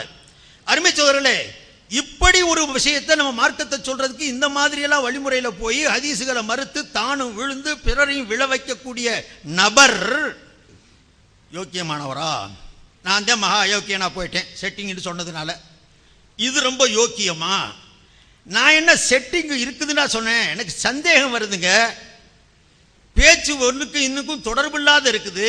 ஒரு சமயம் யார சூழலாண்டு வாய் தவறி கூட எனக்கு வந்திருக்கலாம், அதுன்னு சொல்றேன். நீங்க இது சொல்லிட்டீங்க, இது செட்டிங் தான் நான் சொல்லவே இல்லை வரையறுத்து.